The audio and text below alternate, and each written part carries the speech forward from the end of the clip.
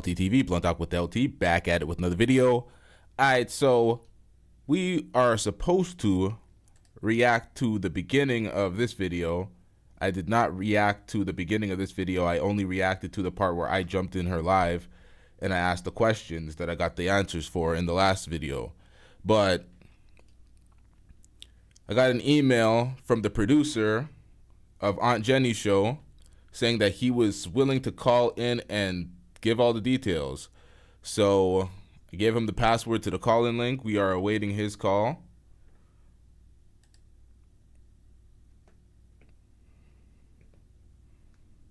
So far, we have been hoodwinked, bamboozled, led astray, run amok, and flat out deceived. Okay, so if you are in the comments or if you're watching the show,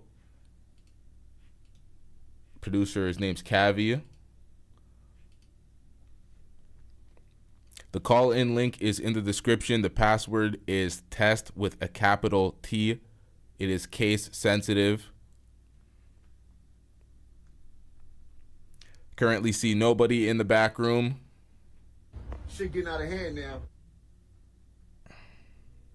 All right, here we go.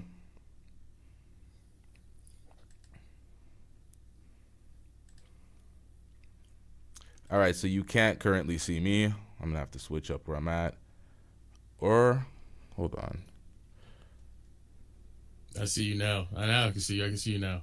Yeah, this is a better way to do it. All right, so what up, man? You are the producer of whose show? Aunty Jenny's show? Yes, sir. Yes, sir. Yes, sir. Yes, sir. Okay, so you wanted to tell all the details of the situation at hand. So hold on 1 second. Let me I gotta mute one of the. Let me mute the YouTube. Let me mute the YouTube so I can. All right, got you. Okay, we good. All right, hold on. Let me just adjust this. Yeah, you're good now. I'm too close. We don't need all this. All right. All right. So you want me to play a piece of the content so you can get started or Yeah, of course. How you doing, by the way? It's nice to meet you finally on the video. Yeah, likewise. Okay, so questions about Aunty Jenny and Pearl, the producer Blessing. Where is Pearl currently? Do you know if Pearl is relocated back in America? Because there was a whole discussion about that. No, not yet. She's back and forth, working on some content. She's going more towards like the more serious content, less of the red pill space content. By more serious content, I mean more content like she's tackling actual issues, so trying to actually study issues and tackle issues like that. So she's less on the red pill stuff, more of like the getting into social things as she should, So you work alongside Pearl as well, not just with Aunty Jenny, is what you're saying? Well, so I know a lot of people in this space. The way I tell people is like I'm like Drake's ghostwriter. Like I work behind the scenes with a lot of people that help their podcasts, big podcasts, small podcasts, whatever. Right? And I talk to Pearl on a regular basis. I try to help her out with a couple of things, like just normal things, like figuring out her analytics and where she should go, generally speaking. So I work with her in that capacity. No more than that, though. Okay, so is Pearl and Aunty Jenny's relationship severed after the last few videos, the last live streams that Aunty Jenny put out calling Pearl stupid and everybody working around her stupid? Oh man, so that man, so that whole thing is like a debacle, right? Because what happened was, so I got to take it back to, I got to give a little history, a little context. I don't want to just throw things out without context. So what happened was originally, there's a situation with Aunty Jenny and this intern that apparently was Blessing's friend. Right now, me, I don't have anything against Blessing. Anyone who's met her says he's a nice guy, whatever. And obviously nothing against Pearl. I know her. She's not a bad person. And then you have Aunty, who I like as well. She's not a bad person either. I worked with her as well. And I've talked to each of these people outside of the confines of the internet. So what happened was there was some conflict with them internally with Pearl's with Blessing and Auntie Jenny. Auntie Jenny got upset about it, dipped off the show, and her mom also ended up passing away. So she went to Barbados to handle everything with her mom's estate. Pearl and Blessing actually showed up at the whole, event thing before everything went through with the estate, whatever. And everything was cool, but the thing was, Auntie felt disrespected. And her thing was that Pearl doesn't understand disrespect in the way that a black person would. It really has nothing to do with ethnicity, however. It's more like Pearl was looking at it from a business angle. Auntie was looking at it from a personal angle. You know what I mean? Like, so it's like, listen, this is business. She disrespects you. We'll figure it out later on. Keep it moving. Let's do the show. And Auntie's perception was like, okay, but she disrespected me. I don't take that. It's not how I was lived. That's not how I was raised. It's not how, where I'm from. It's not how we do it. So I'm not working with you no more. So that's the background. What ended up happening was there was this H3 podcast that Pearl did with a guy, Ethan Klein. Ethan Klein is typically known not to be like, the brightest dude. So we watched it because when I saw it, I was like, I saw the backlash from it. So I was like, Auntie, let's hop on. Let's talk about this. And I was doing like the intellectual breakdown. Like my background is, Harvard Political Union, debate team, all this other nonsense. Not nonsense, but, I did all this stuff. And that's what I do. Psychiatry, psychology, all this stuff. That's my background. So I'm doing the breakdown, body language, how Pearl is, whatever. And Auntie ends up getting very emotional toward the end of it because she's like, well, she's disappointed, but she's also mad because she's like, this wouldn't have happened if Pearl's team was on her, it was helping her. This wouldn't have happened if she had people that were around her that actually gave a shit about her like I do, et cetera, et cetera. And it led her to go on this rant, which turned into that epic rant that everyone clipped up and copied when she quit. So that's that. That's the context. As far as if they're on bad terms or whatever, now, Auntie doesn't hate Pearl. She doesn't like what is happening around her, and she's mad that Pearl didn't listen to her. And, from Pearl's side, if I were Pearl, if anyone's Pearl at this point, and you see all this stuff is happening, you're going to be like, I got to just step away from you for a minute until I figure out what's really going on. So that's where it's at right now.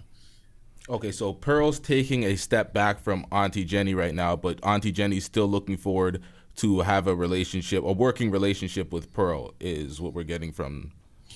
Yeah, essentially. What happened was there was this video that came out from some lady, Miss Treehill or whatever, that O'Shea copied and everyone. And that woman legitimately lied the entire video. So that was the whole point of the live today, was because the lady said that I was feeding Pearl lines. I didn't even talk to Pearl when that was happening. You know what I mean? So she's saying I'm feeding her lines, and and then she's saying things about Auntie, and all this stuff was not true, but it caught fire, and it put more smoke, it put more wood on the fire, even though everything she said wasn't true. And she doesn't care. She's more like a sociopath. She might be cool or whatever, but she's like a sociopath. So she'll lie. So she kept doing that, and then it kept throwing wood on the fire. And then her video caught wind, and everyone started clipping up her video and following up from her video, and then it made it look even worse than it was, because truly Auntie didn't say anything after that podcast. And so, did you see the live stream? Did you see the live stream I did earlier? I didn't know, actually. The live stream I did earlier was another video with Auntie Jenny that you were on that I'm about to react to again, but I was going to react to the beginning.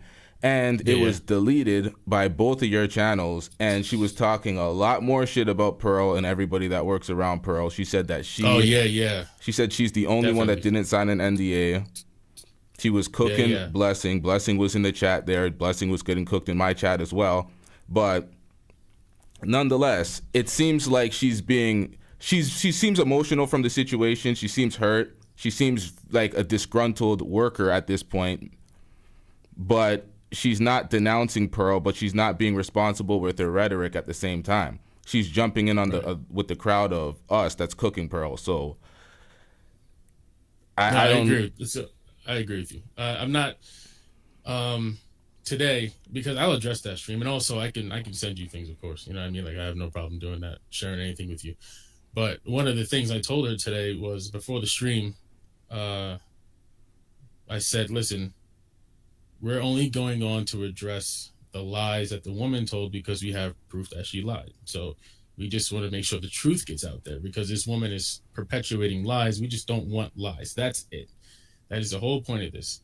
And I emailed O'Shea. O'Shea and I, we had a small back and forth, nothing negative or anything. I was just trying to figure out how we're gonna do, speak time. I'm gonna speak to him or whatever. Just setting things up. And I just wanted to address that, but more so than anything, because then that woman was saying that I challenged her to a UFC fight on Twitter. Like she was going berserk.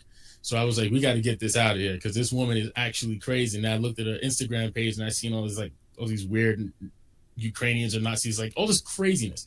What? So I was like, all right, we got to address this right now. So I told Aunty, don't say any names. If you feel you have to say something, just say it lightly or graze over it. But let's stick to the rhetoric because she tends to go off on emotional tangents and she doesn't always have factual evidence to back up what she's saying. And she doesn't, in my opinion, understand that people eventually are going to hone in on that and be like, well, wait, what are you talking about? Can you prove that? What do you know? So this is the thing, though. She says that she's more than qualified. She says that she's ran businesses bigger than the empire that Pearl has herself. So she's well aware of what she's doing. She calls Pearl and everyone around her stupid and unaware of the things that they're saying on air. So should she not be aware of what she's saying on air at that point? Because if she's aware that everybody else is unaware, shouldn't she have some self-awareness? Yeah, no, you're 100% right. One of the things that I think Aunty likes about me, or anyone who works with me in this space, is I'm critical of everyone. I'm not, just because I like you or I have connection with you doesn't mean I'm not going to be critical of you. So I completely agree.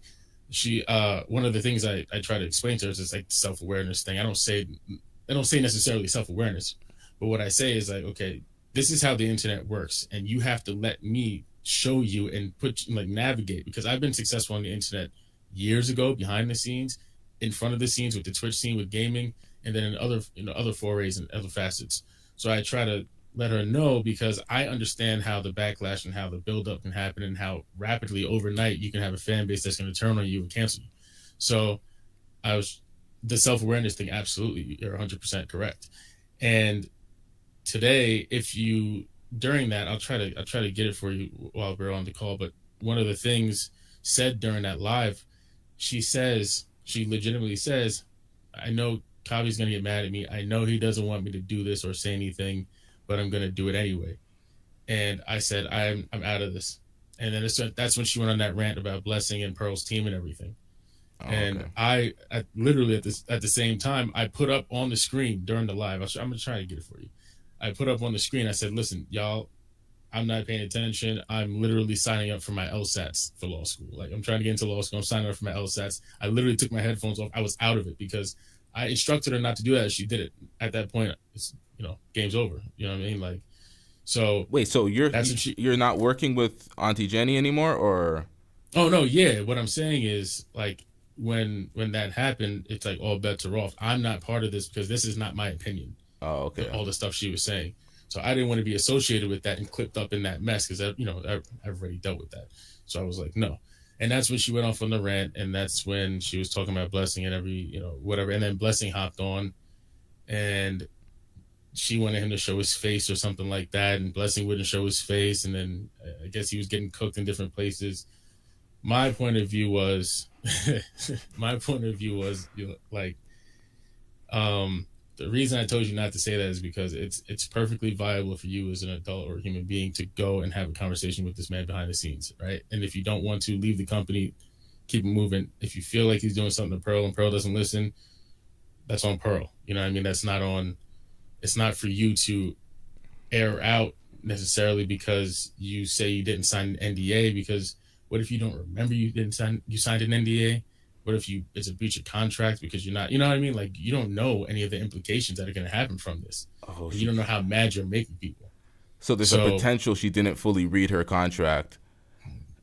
Yeah, dude, you never know. You know what I mean? So it's just like, she says she didn't sign an NDA, and, she remembers that. But what if you didn't? There's always the potential. So it's like, for the way I operate is I'd rather be proactive instead of reactive. I can proactively prevent the situation from happening. Why would I not do that instead of getting into the situation, then trying to garner up some excuse and have to fix it afterwards. It doesn't make any sense. So that's why I bowed out at that moment. I was like, let me just, you do what you got to do. Okay, so I have to ask you this question. Do you think Pearl is racist? No, I know she's not. I'll tell you why. Because, so I understand, let me answer this carefully because I do understand the nuance of this question. And I don't want to just be like, I don't want to just dismiss how people feel about it. What I believe with Pearl is that Pearl is heavily misinformed. However, I do not see that as a basis for an excuse or a foundation for an excuse because we live in an information age. And if you live in an information age like we do, there is more than a bevy of information that at your behest that you can use to understand and educate yourself. So first and foremost. On the flip side, though, she is not in the least bit racist. What I think happened with Pearl is she got caught up in a space that she wasn't ready to get caught up in. So a lot of people have very paradoxical opinions on how Pearl came to emerge. From what I know, from when I used to watch her little videos, where she was telling her friends like, watch Jordan Peterson, Red Pill, this and that. And then she all of a sudden got thrust into this space because there was what I would describe as a chasm after Kevin Samuels passed away. So after Kevin Samuels passed away, there was this large chasm left over by it wasn't truly Red Pill. It was just the black community, especially. And these black men were latching onto this man who finally gave them some type of voice, whether or not people liked it. A lot of black men aligned with his voice, that's for lack of a better word. And then after he passed away, Pearl was right there to scoop everybody up because Fresh and Fit wasn't necessarily doing the thing with the girls yet. They were just going back and forth on the podcast. So it was Pearl got scooped up that whole base. By the time Kevin Samuels died, they were already doing all sorts of shows with the girls and everything. Well, yeah, they were doing. Hold on one second though. What does this have to do with Pearl being racist? This is the whole point. This is the whole point. I'm making a point. I'll wait. Okay. So the point is that because she scooped up a whole bunch of black men at one time, and then I guess decided it's smart. I have a mostly black viewers. Let me just scoop a bunch of black employees. She did all of that with the thought process that that's what I'm supposed to do, but not realizing that there are nuances within the black community that are going to make you seem like you're not as genuine as you are. You know what I mean? Whether it's genuine or not, you're always going to be looked at with scrutiny. So I believe that she has misguided. I believe she's misguided. I don't believe she's racist because in order for her to be racist, she'd have to actually run the plantation like people say. She doesn't do that. She pays people. She gives out contracts. She gives people who are on the street contract. You know, like but I can also see, like I said, there's nuance to it because I can see the flip side where people could think that she's racist because she doesn't show emotion. She's like a stoic person and she doesn't explain herself well. She doesn't do research, and that lack of doing research and know-how leads to her looking like an idiot like 90% of the time. But when it comes to the racist component, this is what I'm like, okay, hold on, give me a second. Yeah.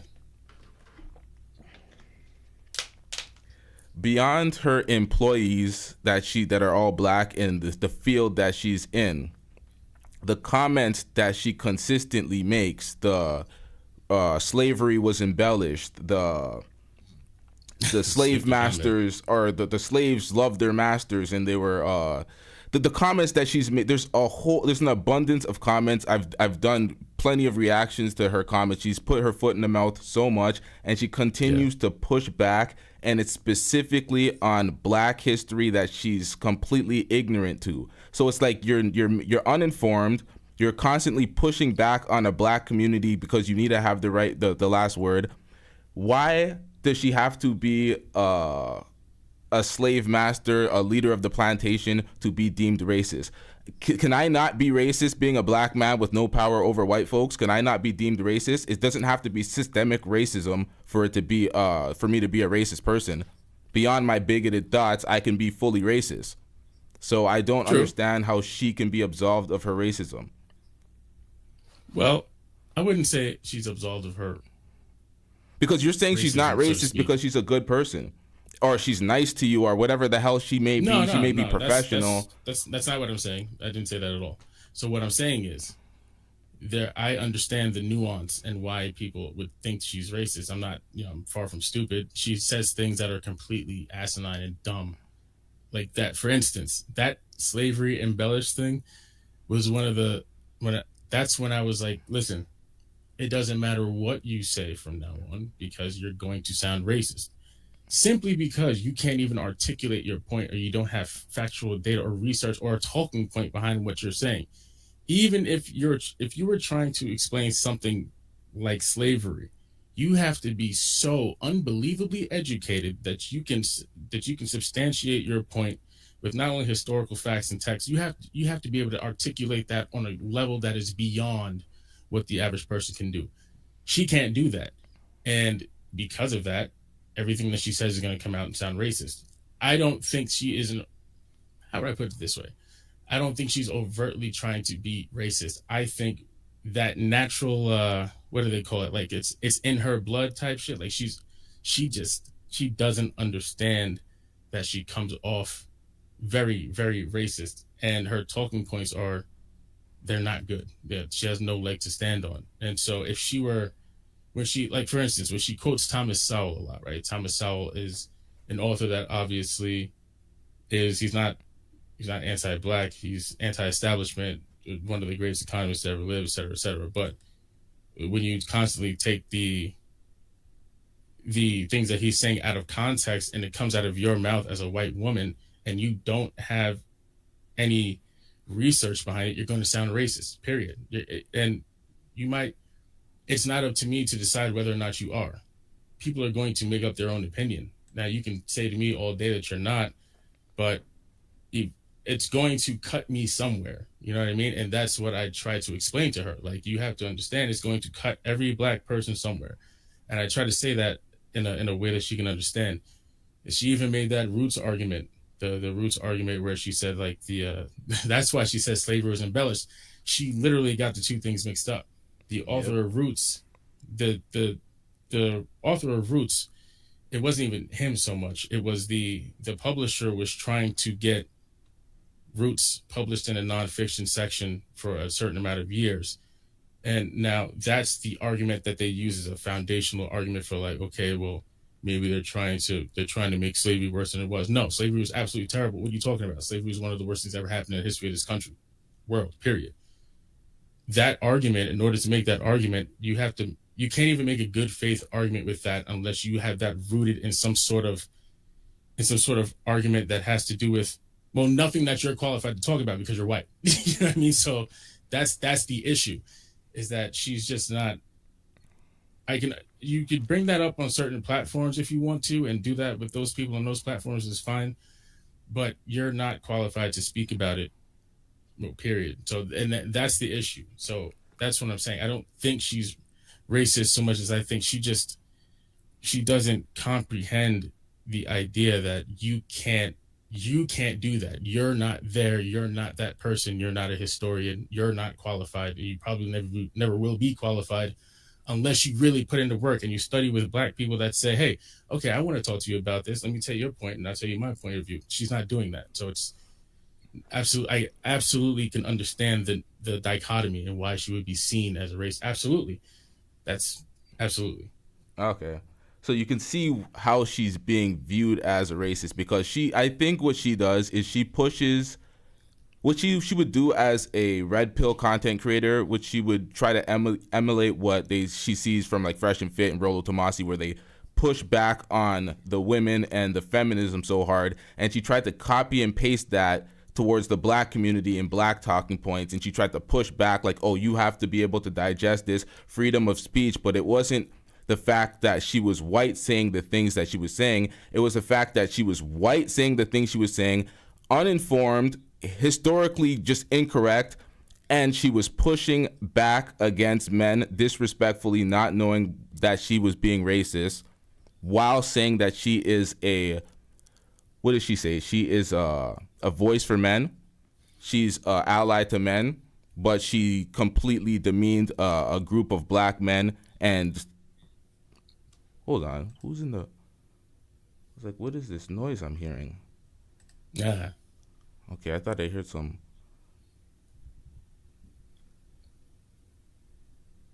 Yeah, there's this snapping noise. Hold on a second. What the?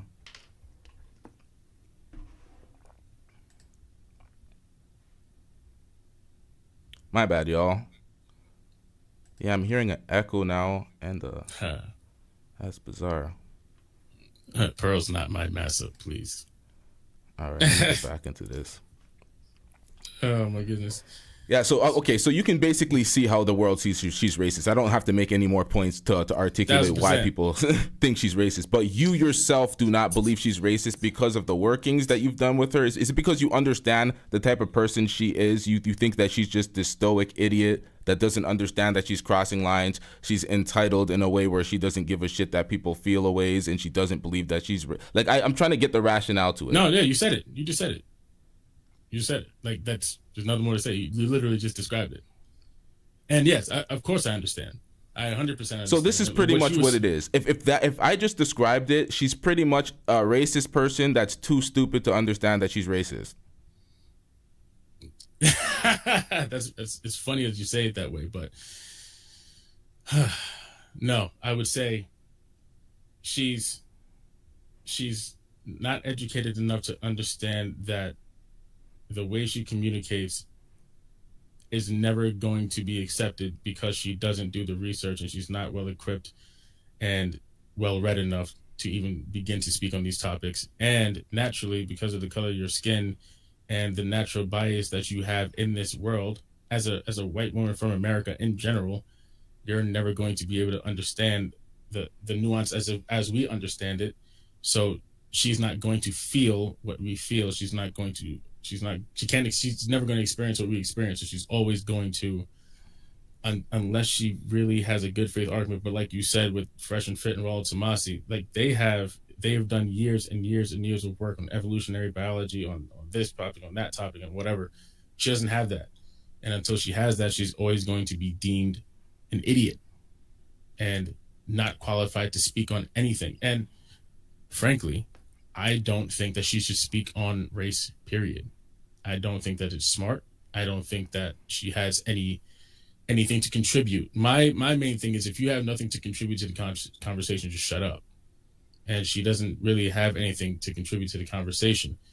If she were, the only angle I could see her taking is, like the documentary, like she talks about that she's doing with, she's taking single dads, black dads, whatever skin color they are, but I know she's talking to single black dads and trying to get their voices heard.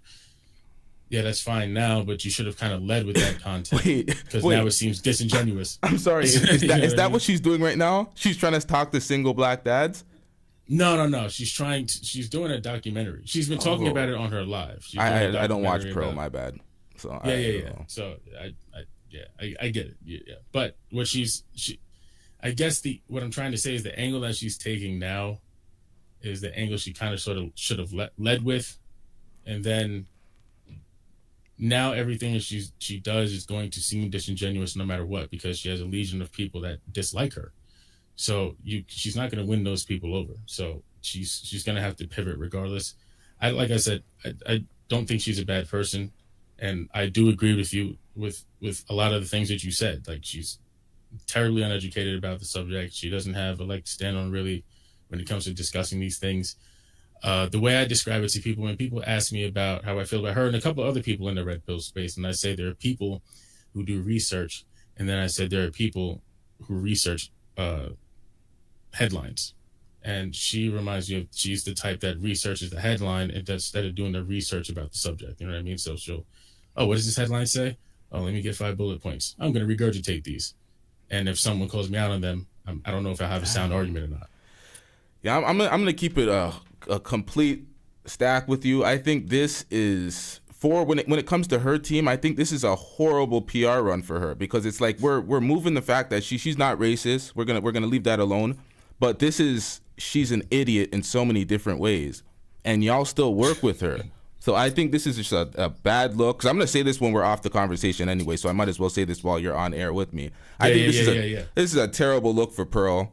It's like you're doing a good job of basically rationalizing everything, but what I said about her being racist, and I put it in a shorter form, you kind of just expounded on that and said exactly what I said in a much cleaner, much more digestible version, but it was essentially the same thing I said. Well, it wasn't. But I see what you did there, but it wasn't. However, as far as me working with Pearl, like I said, I only work with her in the capacity that I do her analytics and stuff like that every so often and try to help her out with that. I don't have any control there. If I had full control there, it'd be a different ship being run. But I don't have that. I don't have that influence. The whole reason that it's not just Pearl. It's just people in this space. Like I said earlier, I had the same issue with Aunty Jenny today. I told her specifically, do not bring such and such up. Do not do this. Do not do that. I don't want you to do anything that will lead to your that could possibly lead to any detriment with you. People don't listen. Once you get in the YouTube space, as you know, because I know you know people around, the YouTube space, once their ego gets filled up, they don't listen. And they do what they got to do, and then they want to play the game catch up or I'm sorry or whatever. So it's not just Pearl. I don't have the control. Let me not say control. I don't have the influence like I do with other people with successful platforms that just we work together and then it works, behind the scenes. So I just try to help Pearl with analytics and say, hey, listen, like the stuff you're saying. Look, with that thing you said about slavery being embellished, here's your views. Here's the amount of money you're making. Excuse me. Here's this, and here it is today. That was the dumbest thing you could have possibly done. And then, go off the business side. Like, and by the way, you should probably have never said that in the first place because you had no idea what you were talking about. And that's why you look extra stupid.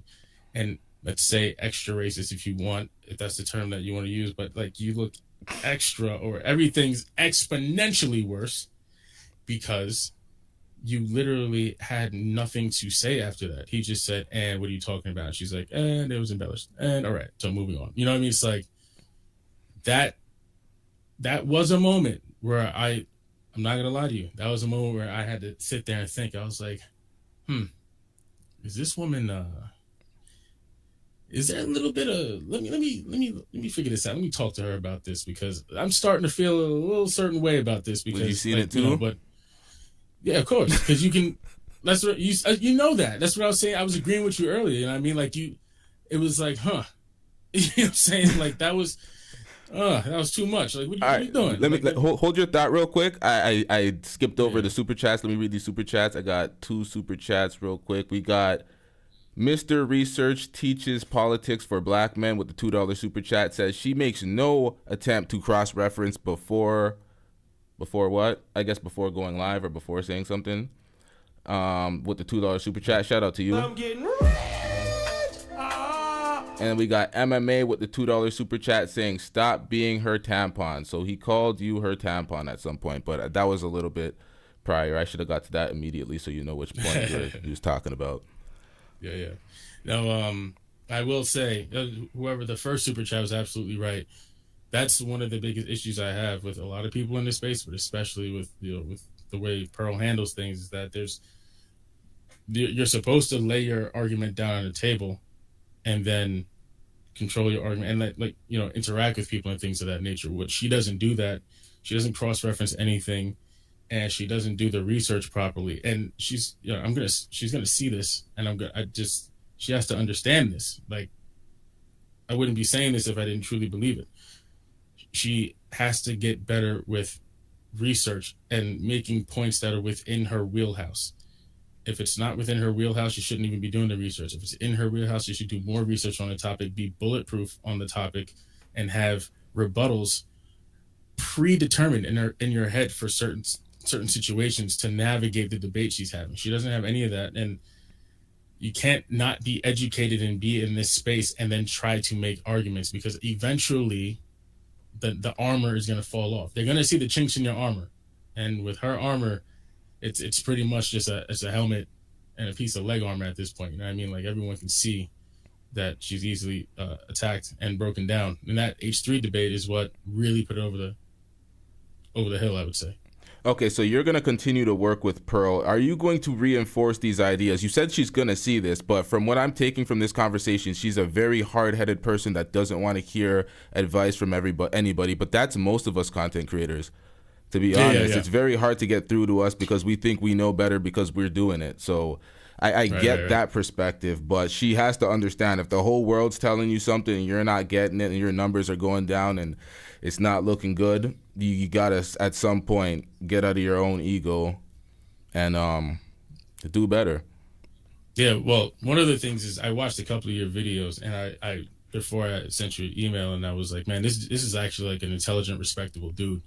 And if I can talk to someone like that and say this, you know, echo the sentiments that you're, and let you get across what you're trying to say, maybe that'll get through the cracks a little bit, you know, and get her to understand that, like, listen, you got a lot of haters out there, but then you have people out there that have perfectly understandable criticisms against you, and you have intelligent black men who have perfectly understand, and they might not have as much of a problem with you if you would just do what they say, you know what I mean? And so if me having this conversation with you was hopefully opening the door to that. I mean, you said a lot of good points, and I do agree with you with a lot of the things you said, most of the things you said. It's just, I don't know. Like you said, the stubbornness is tough. And then I'm not saying there's any truth to what Aunty Jenny was saying about her team and like the influence that they have around, you know what I'm saying? But I don't know that. I don't work with Pearl in that capacity to know these things. So I'm not going to speak on something I don't know. Like I said, I don't hate Blessing. I don't dislike him. I don't know him like that. But I don't know the level of influence that these people have. So if these people have that much influence where I can't even get a word in edgewise, listen, I'm not going to sit somewhere. Sorry. I'm not going to sit somewhere and continue to work for someone if I feel like they're going to compromise my integrity as well. So as of right now, what I'm trying to do is see if I can educate her, help her out, teach her more about the Black experience, what she shouldn't talk about, how she should navigate this space, and listening to people like yourself, people who have criticisms and critiques against her, and how she can turn that criticism and critique into a better version of herself or her show. If it doesn't go that way, if she decides not to work with me, if it doesn't go that way, if I find out to just continuously repeating the same behavior, I'm not going to stick around. You know what I mean? It's not something I would do. I know that she wanted Aunty Jenny back for some time. I don't know what's happening with that. As of right now, I got to take a break from this whole Aunty Jenny situation. It's getting kind of crazy. Mainly because of I didn't appreciate the emotional outburst you had with Blessing. Like, you can be as emotional as you want, whatever, but like at some point, especially as a content creator, you have to understand that you can't just verbally assault someone and not let them speak to you, whether you want them to show your face or not. You're making yourself look like you don't want that person to get their point across. So at that point, it comes across as, what are you hiding? What are you doing that you don't want exposed? So I didn't like the emotional tirade, and I'm falling back from all that kind of stuff right now. Right now I want to focus on the high IQ content and trying to help other people in this space push like forward intellectual content and things like that. Can't deal with that low resolution, low IQ stuff at the moment. It's too much. Okay, so you're a content creator yourself. Do you think that being related or working with Pearl, is that damaging your reputation or your brand at all currently? Well, or is it not that visible yet? Because this is the first time I'm seeing you working with Pearl. I didn't know that you worked with Pearl. Yeah, I'm not. I don't do like major content like on the YouTube space and things like that. I have some stuff on Rumble and whatnot, but it's more like intellectual discussions and, you know, studies about social sciences and things like that, and debating and how to do certain things and how to have certain conversations or whatnot. So I'm not in the space that they're in. Do I see this as a detriment? I don't see, because I'm not like on the books with Pearl, you know, I'm just helping her. Like I said, I don't see it as a detriment right now, because right now I'm trying to see if there's a way that I can carve a path to influence to help her out, genuinely help her out, because it's like you said, it doesn't. It's just ridiculous, and so I don't see that as a detriment. But I do see what I noticed today is I do see that, and I mean this in the, the nicest way possible. I do see that working in this space with like Auntie Jenny, if she keeps going on emotional tirades, can become a liability, because what I'm starting to see is I'm catching the fallout of those things, and then people are putting me, like lining me up as if I also had that emotional outburst, or if I also said these things, and I'm like, whoa, hold on. First of all, I didn't say anything. I had my headphones on. Second, I have no opinion on this person, or that person. What are you talking about? But I'm getting looped into this because I'm the guy. So since I'm the male on the show, they want to talk to the male because they can throw shit at me. You know what I mean? So Guilty by association. right. And I don't want to, I cannot deal with that either, because then it makes me look like a certain type of person. You know what I mean? Like you got, just because I'm trying to help Pearl, people are saying I'm not, I have to bow down to massive. Mine.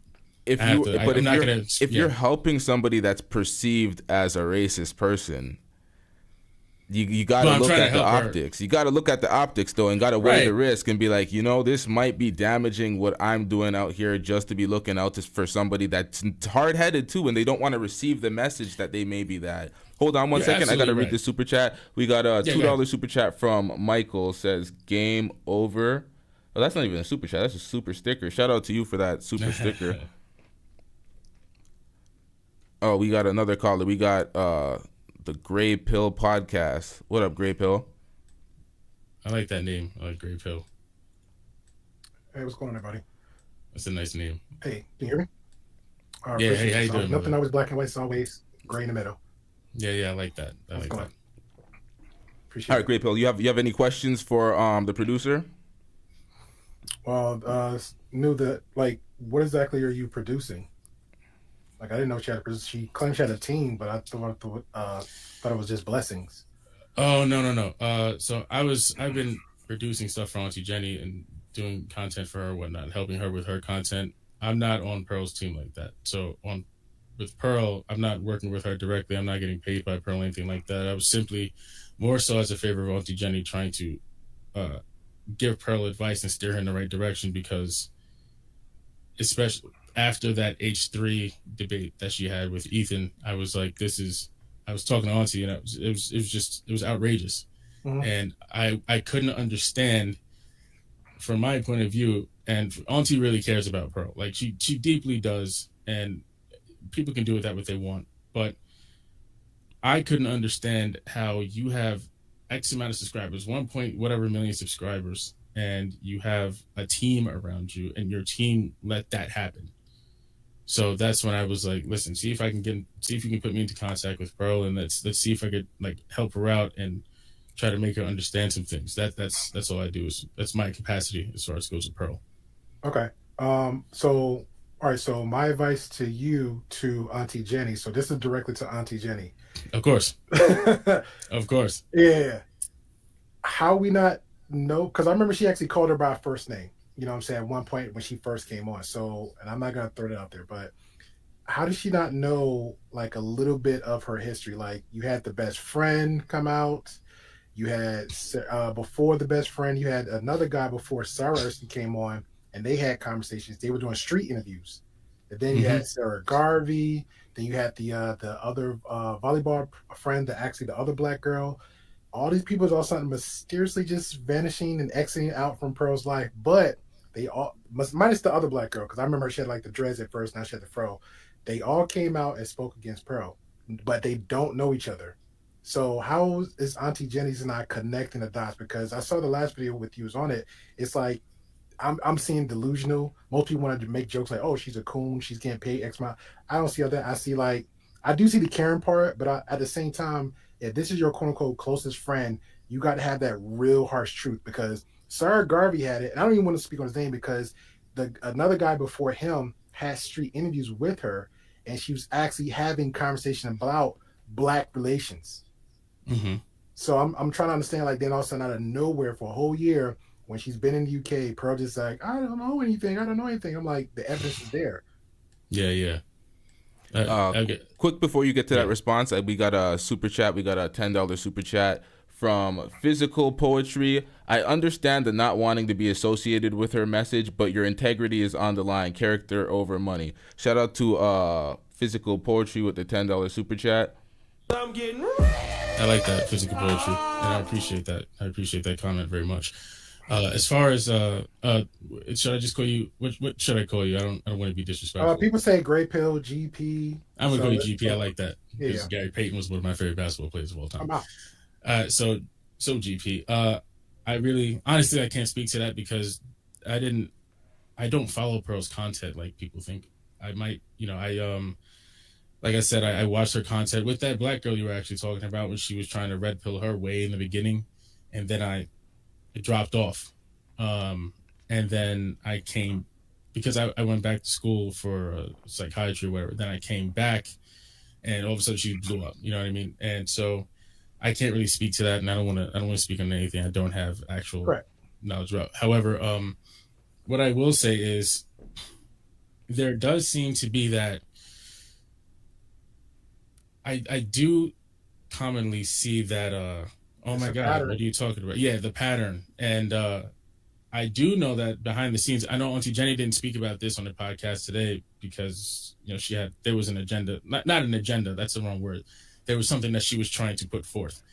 But there's been issues with people stealing and things like that, you know what I mean? So there are other issues that go on over there which make people disappear, so to speak. And then they come out. I know for a fact, I'm not going to say the person, but I know for a fact someone stole something very expensive, and then when they got found out, they went on the attack against Pearl. So I'm not defending Pearl, but I'm saying there are instances that happen. So I don't know the ins and outs of that, but I know that there's more to it. So that I can't speak to as much, but I do know there's things like that influence it. So I don't know. All right. Does he respond to the super chat, or he was responding to me? Oh, I was responding to you about the. Okay. Yeah. Okay. Cool. Yeah. Any questions you have, I'll answer. I have no problem answering them at all. Yeah, because on my end, it's pretty much not even an attack to you. It's just like, I guess, more of an understanding. But at the same time, the fact that you don't know a lot, but the fact you went far back with the girl that she was red pilling, she literally did the same thing to either her own best friend for 10 years plus. And I can't tell you what to do because, again, you're a grown man. It's your money. You do how you need to move. But just for Pearl, like, she got to be a little bit smarter. Me personally, hey, Pearl, keep doing you, because I see you, and I'm talking to Pearl. I see you. I think this is something you've been doing from the beginning. You found what you wanted to find. You got it, but you just moved. I think you got too arrogant and too cocky, because it happens sometimes. Even 1K subscribers, oh my God, I got these views, and then they'll do the dumbest thing, and then everybody else is just start dogpiling on them. You know what I'm saying? So she got up there. She got a little bit cocky. She thought she can test people, even with the Ethan thing, because like you said earlier, you didn't do your homework. Even regular Mojos know, even though Ethan may have a disagreement with Adam Priest, that's their little thing. But you think you Pro can come in? He saw all your stuff. He saw how foolish the direction you're taking. The interview with Hotep Jesus, that was a crazy interview. Crazy interview.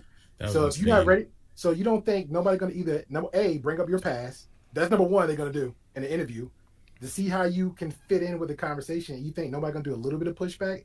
Even the interview she did with the trigonometry. Come on now. You got to think before you just be randomly hopping on these panels. It doesn't make any sense, especially when it comes to an interview. My first thing with Bro, again, besides using your brain, which you haven't done since she started doing those things, is look, hey, what questions you going to ask me so I can at least prep for them.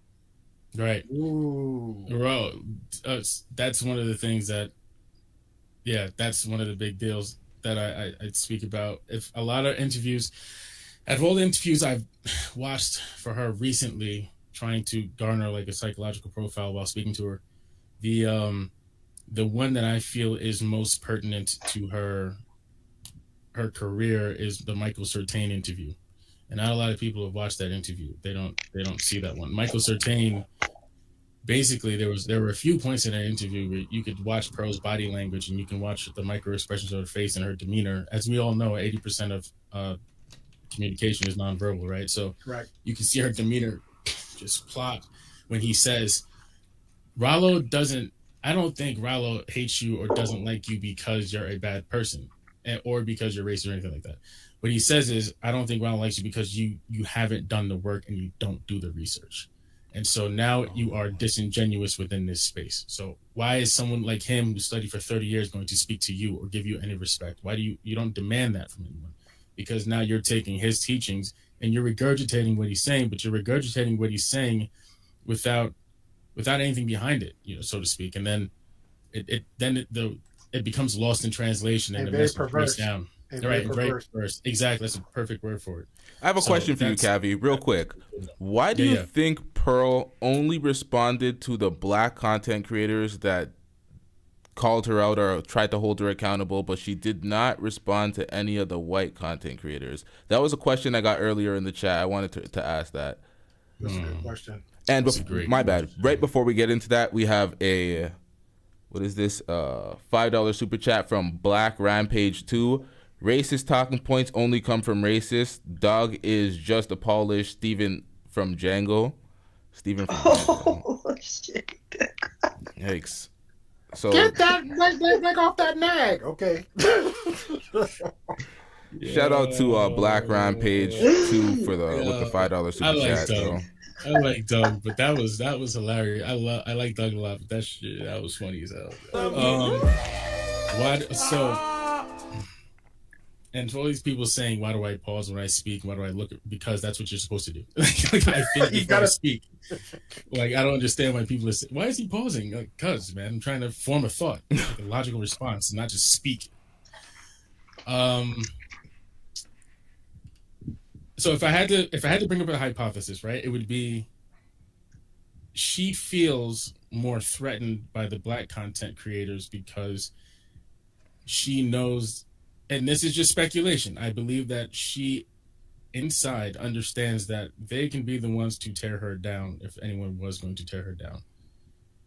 As a white woman from America, you can always subvert the other white women from America by calling them crazy or white women, or they just don't want to hear me talk to black men. Or you can there's a bunch of excuses you can use to subvert that. But you can't, it's really hard to subvert the black community, especially when the very community that supports you is the same community that you're making terrible arguments against with zero basis, or, and what seems like complete and utter bias. And also, it's every message she gives is contradictory, right? Like she has all these black people on her show, and then she's like, oh, well, yeah, black men don't like black women because blah, blah, blah, blah. Like, for example. And then at the same time, she's like, well, slavery was embellished. Niggas, you know what I mean? Like, it doesn't make any sense. I think that's BS. Kavi, how are you? And thank you so much. Hi, thank you so much for calling in. That's, it's very cool for you to call in and just, talk your shit. But, I think that's complete cap. So what do you think it is? I'm interested in your opinion, of course. My opinion when it comes to Pearl, I have a question for you before I state my opinion. Of course. Why do you think that, I was about to call her Mammy Jenny, but Aunty Jenny. Sorry. Why do you think Mammy Jenny, aka Aunty Jenny, has such why do you think she's just like so angry? Disdain? No. I don't even see her as angry. Why is she defending Pearl so much? Why does she feel like she needs to defend her, and why is she obsessed? Hold on. I'm so sorry, Moxie, but yo fam, you're sharing the Cash App, bro. Learn the rules, man. Share the PayPal. Goddamn PayPal. We off the Cash App. Share the PayPal. Some people don't have PayPal though. Learn the rules. Lyrical Theater. You gotta get the Cash App. Now we have the Cash App, but PayPal's taking priority, y'all. Hit the PayPal. Even if let me. My bad. I'm so sorry, Moxie. I did not mean to cut you off. No, do your work, man. Put your mouth to work. Yeah, get in there. Get that PayPal in there. What are you talking about? Get that money, man. Come on. You got to get that money, and then we can talk all night. Get the money. I Oh, love That LT. PayPal. okay. Let me take a So picture of that funny. PayPal You for better later. wait a second. As long as you don't forget your point, Moxie. No, I yeah. remember So her my point. point. Thank you. Yeah. Yeah, I tried to Why do listen you to think it. she has her back so badly? Because I see her as she's obsessed in defending her, and I'm like, what the hell? Like, It doesn't make because that's another one of those. but is that, am I contradictions. right in my assertion of the situation? Because like she's like caping. Yeah, well, I mean, I wouldn't say you're wrong at all, especially because I'm looking at it. So when you ask a question like that, I take a step outside of myself. Obviously, I'm looking an at it. outsider. You know? That's what I'm saying. I'm going to look at it from your perspective. If I'm looking at it from your perspective, I'm like, No, I want to hear it from your perspective. No, I'm saying I'm going to look at it from yours so I can understand the entire, the totality of the situation. Your perspective, 100%, absolutely, that's what it looks like, right? So I'm thinking to myself, well, if it looks like that from the outside, what is it really like from the inside, or where does it meet? What I believe is that I truly do believe that. You know what? I'm just gonna say it. She's obsessed. No, not even that. Well, I'll touch on that later.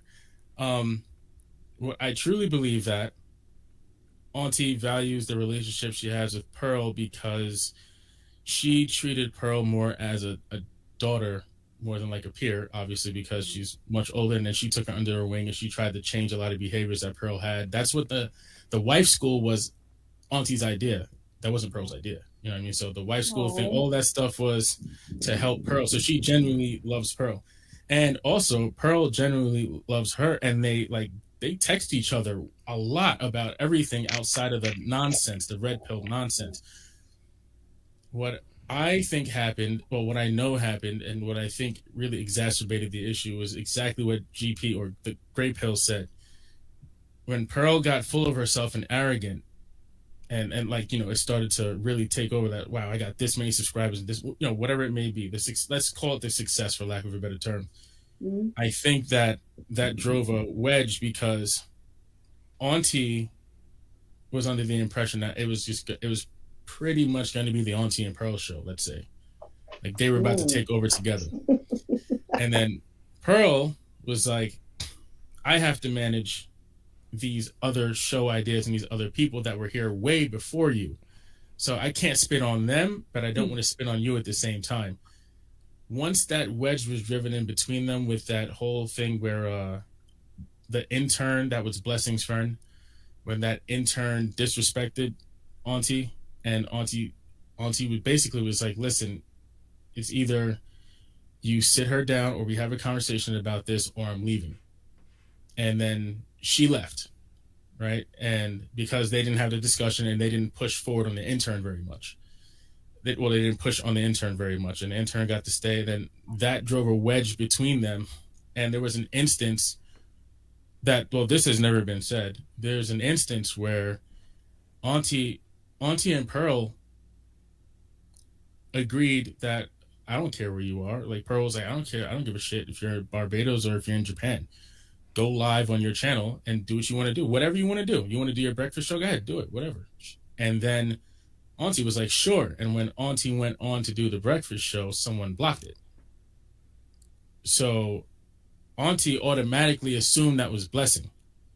Now, it's very, very much likely that it could have been an internet issue. She could have done something wrong, but she immediately, because she was already trapped in that mind state of, I hate this man because I just was recently disrespected. She automatically threw her Blessing, and that drove the wedge. And from then on, because betrayal is the strongest of all human emotions. Because she felt that betrayal, I feel like she's been harping on everything that Pearl does, and then that's where the obsession can come in, as you so eloquently put. Yeah, that's pretty much it. Okay, well, it sounds like emotions all around. Like he mad at her because again, this is a business, right? Right. Like I don't, sister, brothers, whatever. It's a business. I remember when Pearl left, she made an announcement on her channel like, "Hey, I'm going to the States." She's for the sports with college, and then she's going to use that time effectively to just go straight in and push on her channel within the 3 months. Remember her on her IG stories, consistently asking for help, was like, hey, support me. Me and some other guys would comment back and forth. She's getting the mics together, asking for donations, rightfully so. And then once she slowly got to where she got, because I remember she made a conversation about when Kevin Samuel passed. May he rest in peace. Like, look, my goal was like, hey, let me grow my channel, do what I need to do for my brand. But at the same time, I had a side goal like, look, I want to be so successful to honor him, to have him come on to my my podcast like everybody else. Okay, cool, that's a good thing. But again, the grift, I'm not knocking it, but people are seeing it for what it is. You're saying one thing and you're not practicing what you're preaching. So if this is a business, Auntie Jenny, when she stepped in, just like Sarah Garvey, he kept it like a business. I thought that was the best dynamic duo ever until she did that Nick Fuente. If she didn't, everybody would have been a 50-50 split, like the whole Fresh and Fit dynamic, right? We know who they are, but we can't deny how they got their channel. We know what they do for their channel. We know that. So it's either you F with them or you don't. If you're there for the girls, you there. That's it. You know what I'm saying? So we're good with that. But Pearl, with that one, like, yo, should have kept it like a business. Same thing with Auntie Jenny. The feelings is all over the place. When Sarah Garvey made his decision, trust what he did, here come Auntie Jenny. Rah, rah, rah, drink in hand. Rah, rah, rah. Now the same thing with this one. Maybe, because honestly, it could sound like a miscommunication with that one. So that one and done, right? One pass, okay, cool. She could simply ask them, simply reach out to Pearl, hey, can you check something, whatever? Okay, cool. If I got blocked, you know what? I'll spark that live up right now, right after I'm done. Just to see. Now, petty me. Let me spark that live up just to see if he do it again. Because now if it's done, it's not a me-him thing now. It's a real issue. Right. No, you're absolutely right about that. And that's one thing I will say. Like, I'm not here to defend anybody. Obviously, I'm critical of everybody. I tell the truth. Yeah, we're casually having a conversation.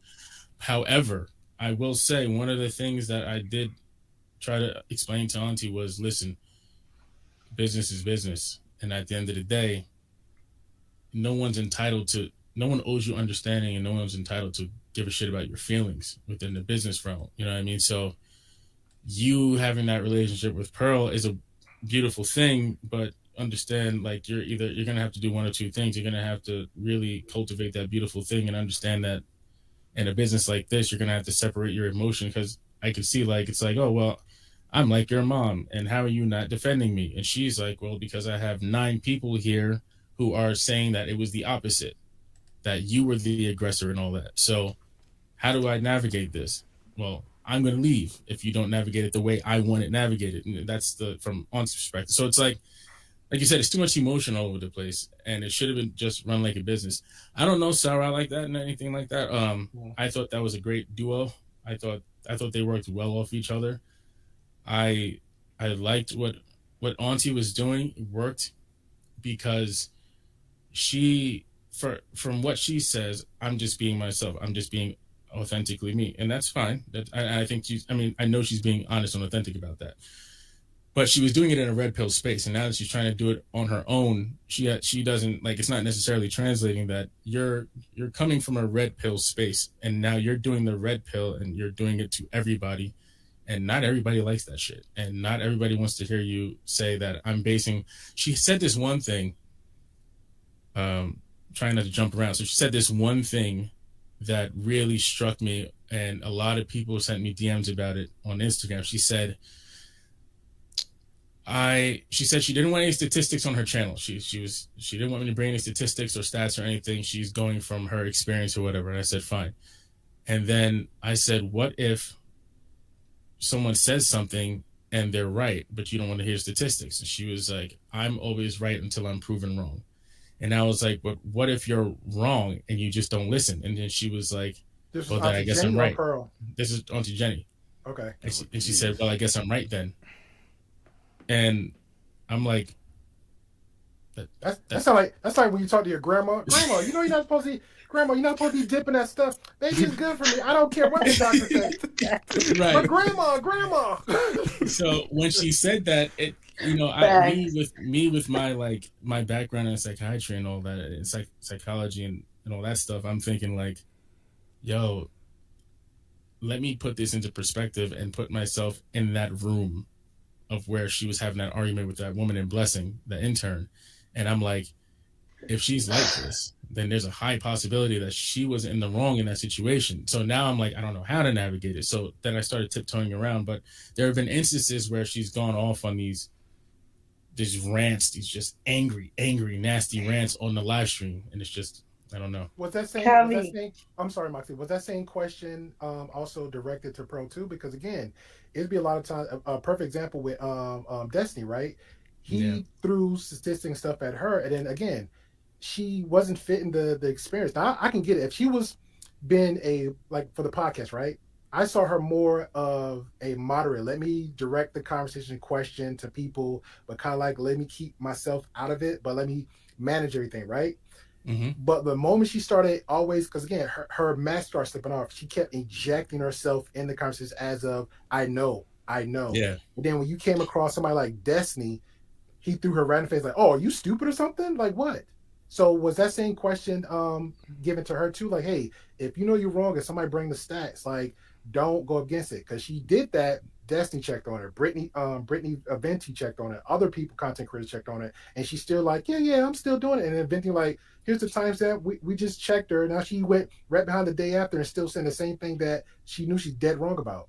You're a black man. You're a black man, Kevin. No, tomorrow. Well, I'm a white guy. What's going on? Yeah, she. That's one of the things that's the number one thing, which is why I said the Michael Certain interview was so important to me, because I think that was the paramount interview for her, because like I preach the same thing. Like, listen, you have to do the research, even if I have to discuss with you how to research things and make your own, table of topics and whatnot. But she has to do it. But I don't know why she does that. But Moxie, you had a question, so I wanted to. I forgot it because I was rudely interrupted. My apologies. She'll get me the chat later. Yeah, it was. I think a lot of this roots in Pearl not researching, and that contradictory nature that comes along with that. Like the whole thing with Destiny. Destiny said, "You're literally a child." Like when he said that to her, I was like, "Oh shit!" Like this. But that's Destiny.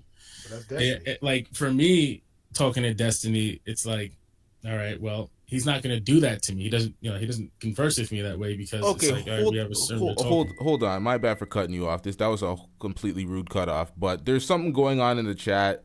They're coming for Moxie right now. They're saying that she called a black woman a mammy and some racist. What are they talking about? Oh my what the fuck is going on, man? What are y'all talking about? What the hell's going on? Do y'all know? No, I was in the chat earlier before I came up, so I don't know. I don't want to gloss all over that. They're saying they're crazy. There's a bunch of what the hell is going on in the chat? I do not want to derail conversations for the chat like this, but this has been going on for a while. I thought it was gonna pass. I thought it was some bullshit, but I'm like, wait, what are y'all referring to? Oh yeah, it's one person. What gives you the right to call a black woman a mammy? Yeah, that's her name, Mammy Jenny. That has nothing to do with the fact that she's black. Maybe she shouldn't be caping for Massa Pearl. Maybe she wouldn't be called a mammy. Sorry. That's not a trolling question. Okay, so call in, Joe Trace. Call in. Because you know what?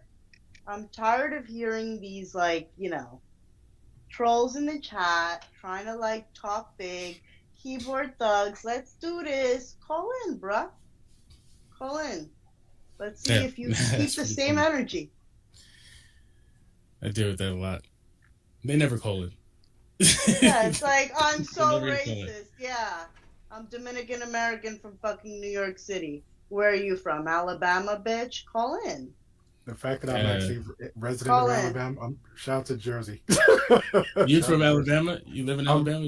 Yeah, I'm currently there, but yeah, she hit hard. It hit. You know what I'm saying, though. I know I'm messing with you. I'm messing with you. I'm messing with you. You know exactly what I'm saying. I know what you're saying. You guys don't know diversity like I do. Call in, bitch. Yeah, I'm still I'm from Brooklyn. I'm in Long Island. I'm in Long Island right now. That's what's up. I got some friends in Long Island. I used to live in Washington. I used to live in Washington Heights, but I had to get out of there. It's too crazy. Too many Dominicans for me. They scared me.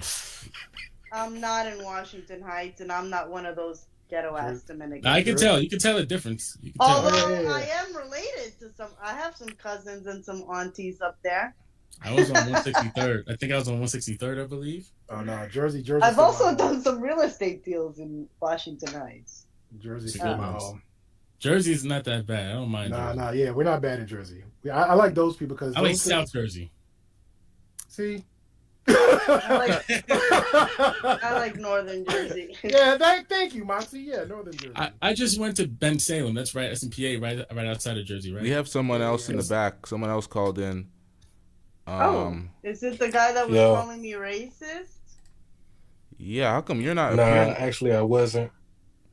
Are you gonna show your face? I wasn't calling you racist. Talk to you. Yeah, what's going on? Why aren't you cammed? How did you get? I'm not gonna talk. LT, I respect you tremendously. You know that, but I am not going to talk to somebody that's not cammed up and that's about. Yeah. That's a part of the rules. Hold on, I'm screening him. He's still in the back, but there's no video. He's not cam. If you're not gonna cam up, I'm gonna have to drop you off, sir. It's the rules of the channel to begin I didn't with. come from Moxie. That wasn't. That's somebody else's. That's coming for her about the Manny thing. I didn't even. Oh, you're not coming for that, but still, you're not cammed up, so you show your face. You're gonna be in the back. You're not gonna be on the screen. If you're not cammed up, so we're gonna need you to cam up, or I'm gonna have to drop you off. No disrespect, Raiders. I see you in the Discord, but was that? I mean, I'm outside, and I don't know if my connection even gonna be that stable. But the thing is, I came up for a quick thing with Cavi. I don't know what she's doing with the whole Mammy thing. That's not even, you know what I'm saying, what I came up for. So, I mean, I don't know where y'all going with that. If y'all want to do that, go ahead, because I ain't a part of that. Okay, so what are you a part of? That was confusing. Just like show your face. I dropped him off.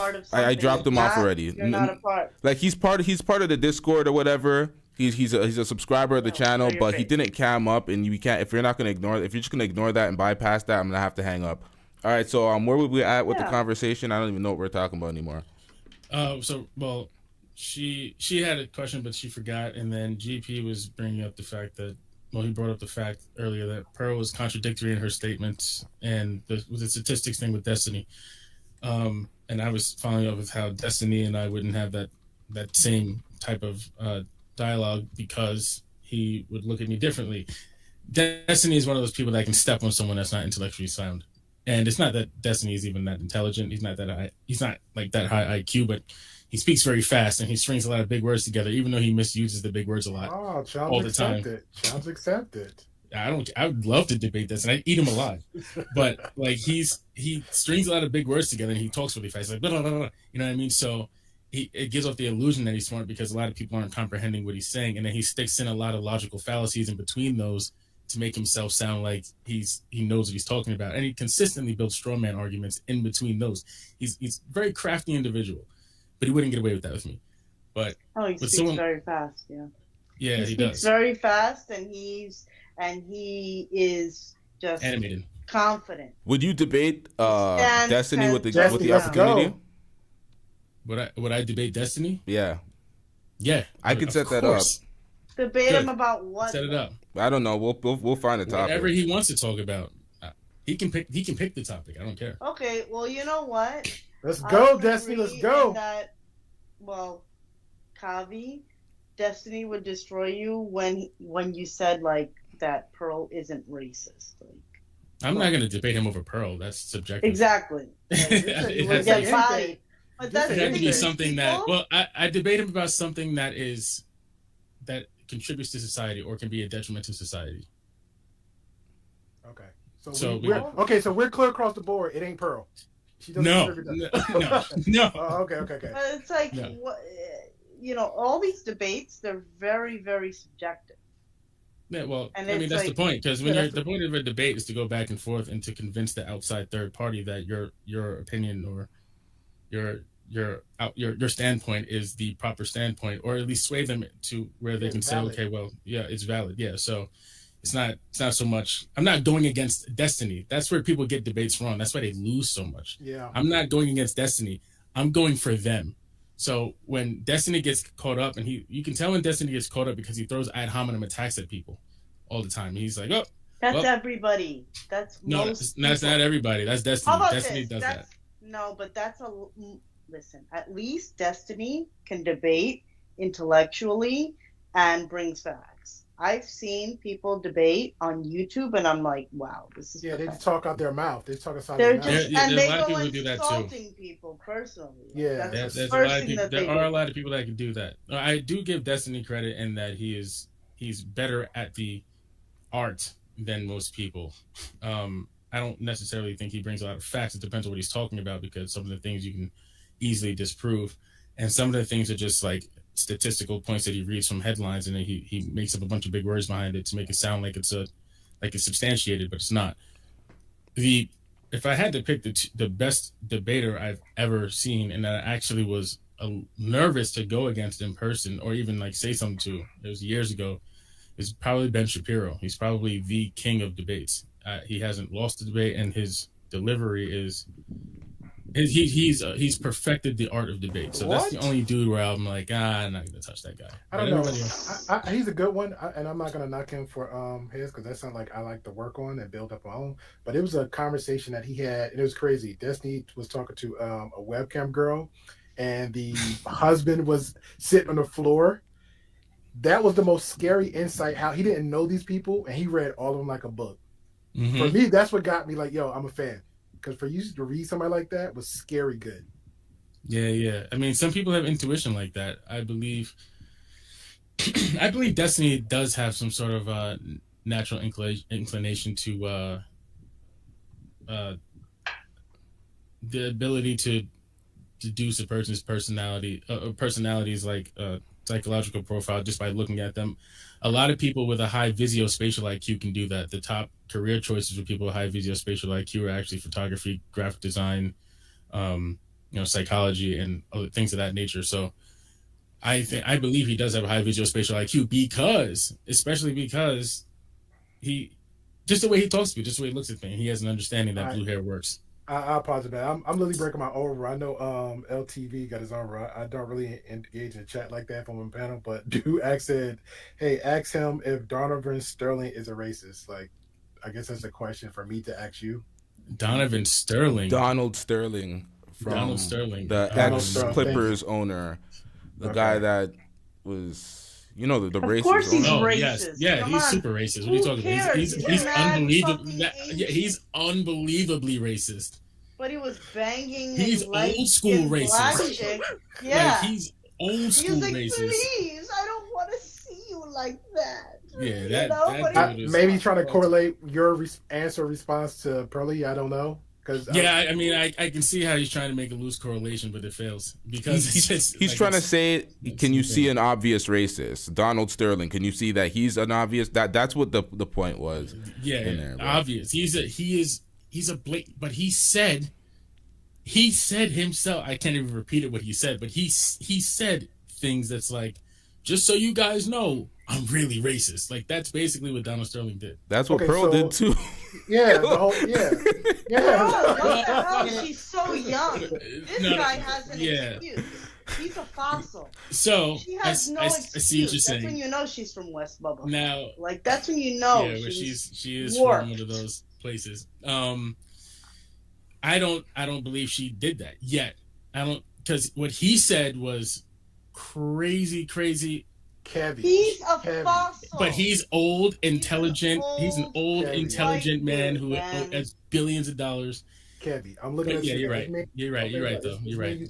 We know that low tone racism now. We know that. Yeah. You don't have to be, because it is crazy. Because even today in society, people swear like you have to say the words, "Hey, I'm racist, therefore I'm racist," or "Hey, I hate or I dislike, therefore I'm racist," or I have to do this boldly. Act now I'm racist. No, there's low key undertones. Let me ask you a question, because I'm genuinely interested in your opinion. Out of all the things that you've seen with Pearl, like, what do you think was, well, not that doesn't have to be one thing, but what are some examples of the racist things you've seen? I mean, just from your perspective. I just want to get your perspective, because I find you like a very intelligent, fun person to talk to. And I'd like to collect these things so I can make a better judgment for myself. Appreciate you. I'll be in UK soon. I think the first one, the red flag was which is not a bad thing. She was trying to find her way on the list. So it was you could say dating a black guy to feel more validating. because that could have been one. That could have been a flag right there. And then when she found her niche inside because I look at the manospheres as a whole. I don't see the black and white, but I know they split. They just let you know, like, yo, this is the black manosphere. The white manosphere don't say that we're white manosphere. Well, they know where they stand on their end. Right. She did try to make a move over there, and somehow they just denounced her instantly. Like Rolo, like, it's not I don't hate you. It's not like I don't dislike you. Like, look, you don't have the qualifications for what you're asked for. Here's your application. Here's your resume. Go away. Get some experience and come back to me. The black manosphere on that side was like, ooh, she's talking one of us. Okay, let me use her to dick pic that. And Pearl's like, but what does that have to do with her being racist? But I'm getting there. Yeah, he's getting there. Okay. It always takes forever with y'all. Cavi, you took forever. I don't have Great time. Come on, what y'all doing? Because let me explain why. It's valid. Let me explain why. Let me explain why you got to do that. And I want you to continue. But the reason you have to do that is because what happens is this is how you get clipped up. This is how things get lost in context. This is how things somebody's always gonna clip you up. Doesn't matter. I prefer to give a description because at least I can go back on my description and say, hey, you missed the context and you didn't see what I said. And I explained this so thoroughly that there's no chinks so that you can't pick it apart and said I was trying to say something. What did you just call me? Oh my gosh. I know. Thank God. Yeah, you're pretty funny though. Wait, what did you say? Thank God. Yeah, he just used a derogatory term. Yeah. I know. I'm playing. Let's get it. That's why I said thank God. I went to high school in Flushing with a bunch of Asians, so I think where it's at. Anyway, I think I'm token. Yeah, but thank you. Somebody gets it. It's context in most things. So you got to make the point, and it's a rhyme and reason for everything. So that was my rhyme and reason with her. It's so many red flags for me that was coming in, how she was moving, and she felt welcome there. But like most people said, like, you're there, but you're appreciating what was given to you, but you wasn't receiving back. You know what I'm saying? And you wasn't acknowledging the people, just like it just happened to be more black people. So again, everybody's gonna look at that. Like, even if I go to a party, like, hey, I'm the only black guy here. What's going on? Why? Nobody questioned her. Everybody else on the other end of the space did. And that was a red flag for me. You know, even when she was coming up, I remember I don't want to say the guy's name, but she was on the panel. She's 2K subscriber doing that. Most of us was on her panel. It wasn't white guys on there. She was accepting that. Okay, cool. But then once she started getting up, it was how the direction she was moving, how the conversation was going. Even the fact that she was dating a black guy, and nobody, from the stuff that I seen in her TikTok videos and stuff that was actually conversated, he was giving the same information. He was like, yo, look, bro, this is not it. And she said, oh, I didn't know. She was doing the same thing with this guy over 10 years ago. They had a 2-year relationship. The same thing that was given with the guy, the streetwalker. The same thing was given to Sarah Garvey. And I'm like, okay, how everybody else is not seeing this? So those was a red flag for me. Just slowly indicated that she was a racist, or red flags thereof. Like, let me question more because I need to see. And then once the Nick Fuentes, how everything just played out, was like, okay. Then her clap back was to Ethan, was like, oh, did you see the first 5 minutes? He's like, no, I'm literally playing your words to you. So why would you? Now back to the optics, like you display, right? Her face, she just slumped down, slowly slide over. Same thing in Hotep Jesus. Hotep Jesus was the most polite, but he's precision of interviewers ever. And he was just being very polite with her. And she's slumped back, camera frame here, out the camera. Yep. Nick Fuentes, she was on with Nick Fuentes, Sneeko, which I think there's a whole different opinion with Sneeko. Nick Fuentes, Zerker, and then Nick Fuentes again. They boldly said all types of stuff. You knew what they was about. You knew what they was going to do, what their intentions was. And then as soon as they did the, like we said before, the boldly racist stuff. Now she want to run out the camera. Yeah. No, yeah. Okay. So for me, that adds up. Yeah, for me, that just adds up to what it is. You're a duck. Yeah. If she was like a real racist, like flat out, or just believed in anything, just flat out, I would have more respect for her. But she's just such a grifter. She doesn't believe a word she says. It's just so pathetic. She's just like, that's why she's getting like, oh my God, it's not because she's even drunk or like she's been puffing on an L. Hey, Kevin, like that much of a fucking idiot. I challenge you. I challenge you. If you, I challenge you. If you go see the Ethan video, right? Was it Ethan or somebody else? Ethan grabs the cup that he's actually got a glass of water, right? She grabs an empty cup and she faked. And I'm like, she faked drinking a cup of what? She's like, yeah. I know. I noticed that. I said that in the reaction or breakdown, whatever, with Aunty. I literally said that. I was going and I was like, she didn't just do that. And another thing was the whole checking her cell phone thing, where this lady, this Tree Hills lady, was saying that I was feeding her lines. Anyway, it was just absolute that entire thing. Like, were you the one that was feeding her that horrible line throughout that interview? Because no, I didn't. No, so whoever here's the thing. Was helping her. Here's the thing. I will tell you what happened. Because I have all the raw video.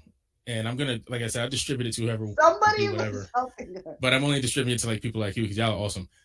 What happened is, yeah. Right after, send me the videos in the email that you. Yeah, I'll send you whatever you want. Thanks. Of course. So what happened was, we were breaking this. Well, I was breaking it down. Aunty was just yelling because she was upset with Pearl, and I was trying to do logical deduction surrounding the what's going on with the whole debate, and then. At some point, I'm like, yo, someone has to be feeding her stuff because she's looking down and looking up. And I was looking at her body language. So her body language is all over the place. And, she was slouching. She was slouching like this. And, she was forward when she was when she was flustered and whatnot, when Ethan was getting into her. But then when she thought she had a crazy point, and she'd sit up. But she'd look down first, and then she'd sit back, and she'd be like, well, what about this? Exactly. And it's like, but why did you say that 14 minutes afterwards? You know what I'm saying? So it's exactly. She had some newfound energy. Yeah. So it was, that's what I'm saying. Like, I'm not going to deny anything, and I completely understand the racist thing. It's just that, like, I don't understand how you can have this many people and not have a team that that is telling you to do better, you know what I mean, or helping you out. And so I think Aunty related that to Blessing, and she threw out a bunch of names. She threw out King Richards today. She just threw out every name she possibly could, but I don't really attribute it to that. She's just projecting. I don't put too much stock with like I saw her a mile away with I saw you could say the caring, the big-hearted, the love for Pearl. You could also say like the protective, but I definitely saw so much emotions from day one. Mm-hmm. But I think just overall, whether it's you, whether it's Blessings, with Sarah Garvey, even Sarah was like, yo, she sent me a contract. I said no. And that's fair. That's how you're supposed to do it. But people can't get in their feelings because, again, Auntie Jenny, again, I'm speaking to you, Auntie Jenny. Come into a YouTube business, understand the rules of engagement. Again, just like a panel courtesy. I'm not gonna come on this man's panel and just bluntly disrespect them. Guess what's gonna happen? You're gonna check me and kick me, and then in somewhere in space that whoever don't like, they're gonna clip this and make a whole conversation out of it. That's just how it goes. So she needs to understand that first, and then understand like, yo, Pearl, sorry, Auntie, again, Pearl is your boss. Right, you can see, right. We had that mother lovely love for each other. I knew Duke for 2 years, man. I had his number, had his emails, all that good stuff. But guess what? We're associates. We're not friends. But I'm not gonna purposely go out my way and disrespect him just cause. So understand that, Auntie J. Understand that. Pearl's your boss. Pearl's your boss. That's the way Pearl was looking at it. I know that for a fact. That's I mean, I'm not afraid to disclose that kind of conversation. It's, if I were to paraphrase it, like the way Pearl was looking at it was, well, you're supposed to work. You know what I mean? So I want you, she appreciate your feedback. And I think Auntie said on multiple streams that Pearl is autistic. She kept saying that. She's like, oh, Pearl has Asperger's because I have Asperger's. And that's not really, it's not a clinical diagnosis. It's Auntie Jenny saying it, whatever. Yeah. But she's using that as an excuse, whatever it may be. I don't know about any of that. I don't feel like, if I were to give a loose clinical diagnosis, absolutely not. But I believe that Pearl just looks at things. She grew up in a rural white area with two successful parents that ran a business together that was cutthroat because they had to do what they had to do to get to that point. So her parents loved her and they did what they had to do, you know what I mean? So she's grown up seeing that. So she could love Auntie Jenny to death, and she would be like, yes, Auntie Jenny, I love you, and I'm your boss, so you better listen to me. You know what I mean? And I don't think that translated well to Auntie Jenny, because Auntie Jenny took that as like disrespect, or why is she treating me like this? You know, it's too much emotion. Too much emotion was involved in the whole situation. But that doesn't absolve Pearl of the really, really, really insensitive, stupid, dumb thing she said. And, you know, so I agree. Not even with Auntie Jenny, just in general. Yeah. So with that being said, like, I mean, just me, yeah, you racist. Okay, cool, great. So how are we moving forward from this? My thing with her is like, look, you need to sit your little your peons and your squads at the table. Like, hey, this is what it is. Obviously, Blessings is in line. We know you, Blessings, you in line. How are we gonna move? How are we gonna do this moving forward? Because I'm leaving the UK. She said this months ago. It's not no secret. I'm planning on moving to the UK. I'm planning on coming back to the States, and this is how it's gonna go. So this is what my ideas moving forward with the JPT, whatever she got, letters and stuff she's doing now. This is how we're gonna go moving forward. Who's with me? Obviously, Blessing got his hands up. He playing pianos while she's singing, and cats sound like cats with nails on chalkboard. But that's how she go. Oh, I have a question for you. Yeah, of course. Auntie Jenny was saying that Blessing has a new job title, and it's not just producer. So he feels much better. He's getting flown to America. She was saying all that in the video. What is his new job title with Pearl? I don't know his new job title. All I know is, from what I know, so to give Blessing his due diligence, the man, like, he has busted his ass for Pearl. Now, his motives behind that I'm not discussing, but he's busted his ass for Pearl 15 hours a day, pretty much. And throughout everything that's been going on, he has continued to do so. And so maybe he has more control and more power. I know King is doing a lot of the production, and he's teaching King how to be a better producer or whatever, from, you know, but I don't really know what the job title is, so to speak. I just know that he handles a lot of what goes on with Pearl's stuff. I don't ever have to deal with him, so I don't know. Not that I would mind, but, you know, I don't have to deal with him. Are you aware are you aware if King have plans to come into the States, or is just Blessings, as far as you know? So, and that's another thing. So from what I know, it's Blessing actually has plans to use everything that he's learning and the funds he's getting to start something in Zimbabwe, not even America. He likes London way more than he likes America. And his whole, like, the end goal is to start something for his people where he's from, so they, you know, so they get a taste of it, so to speak, of what it's like, and they get a platform and an opportunity. That's what I know directly from Pearl. I don't know if King wants to get over here.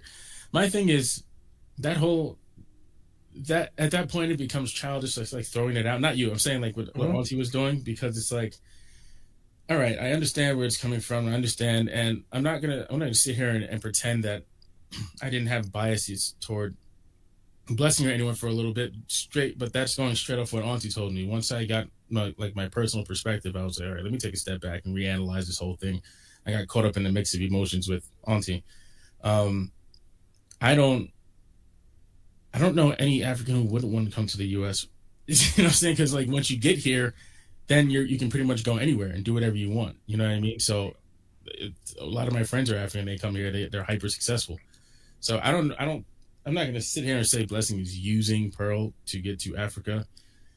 And on the same token, I don't think if Pearl is trying to help them with their goals, though. So it's like a tricky area. Yeah, I don't really know. And I don't want to speak to anything I don't really know, like, concrete. Do you have any insight to the? I'm sorry. Do you have any insight to the situation with King Riches now that Pearl's leaving London shortly? What is King Rich's situation with Pearl? Do you have any insight to that? Yeah, but I don't think I can speak on it. Yeah, I don't think I can speak on it right now, but you'll find out. Why can't you speak on it? Are you going to ruin an announcement for King Rich's channel? Is an NDA going on with the King Rich's situation? Did this? Nah, it was. This 30% out of the 70% cut goes up to 60? Nah, nah. It's more.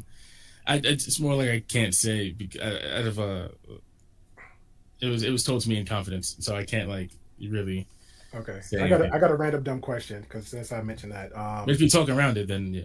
yeah, I got you. So, do you think the contract deal that Sarah Gary mentioned? Do you think that was a good deal or not? Can you refresh my memory? All right, if I remember, it's like a 360 deal. Yeah. You can correct me on this one. LTV. I think he mentioned like Pro said I take 70% of the cut and you get 30, but YouTube and you use everything I have on my studio, the camera, the lights, the mics, all that, and it was like 5 to 6 hours a day, 7 days a week, and that's pretty much was the deal with the contract. And he said no because just on YouTube alone, YouTube automatically taking 70% out of it. Even the views itself is like what 1,000 is like what maybe $17 off 1,000 views. So he's like, that doesn't work. So, so if you gave me that same deal, Bobby, so we best friends tonight. So you give me the same deal. You think it's a good deal? There was a few particulars I think that you got wrong. I think you said 5 to 6 hours, 7-8 days a week. I think it's 7-8 hours, 5 to 6 days a week. Okay. And well, that's a minor error, but yeah. Outside of that, the percentages were right. Everything else was right. Okay. Do I think it's a good deal? The Nicki Minaj deal. That's tricky, and it's tricky because so I think it depends on the person heavily. Mm-hmm.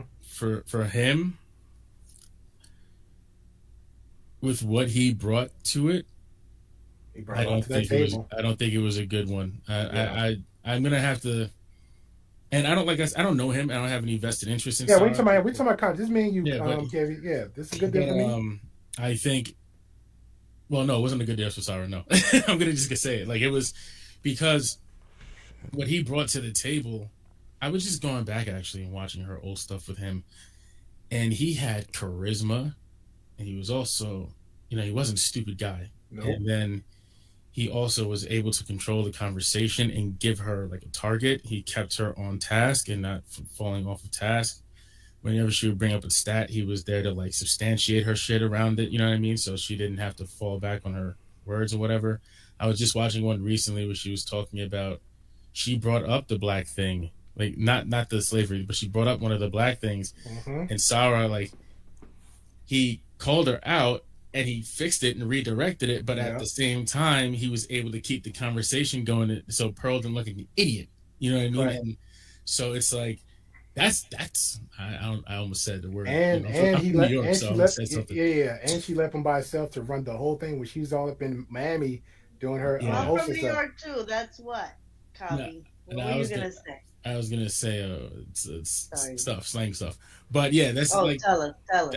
That's a dude you should have kept on the show. She should have kept him, and the contract, man, I would have said like at the minimum 50, but if you understand what YouTube's taking now, knowing that your content's going to be way less dynamic without him, you could even give him maybe like a 55, something like that. Or if you're going to give him 40, let's say you do 60-40 with incentives. You know what I mean? Yes. Like, and 60-40 with incentives and guarantees.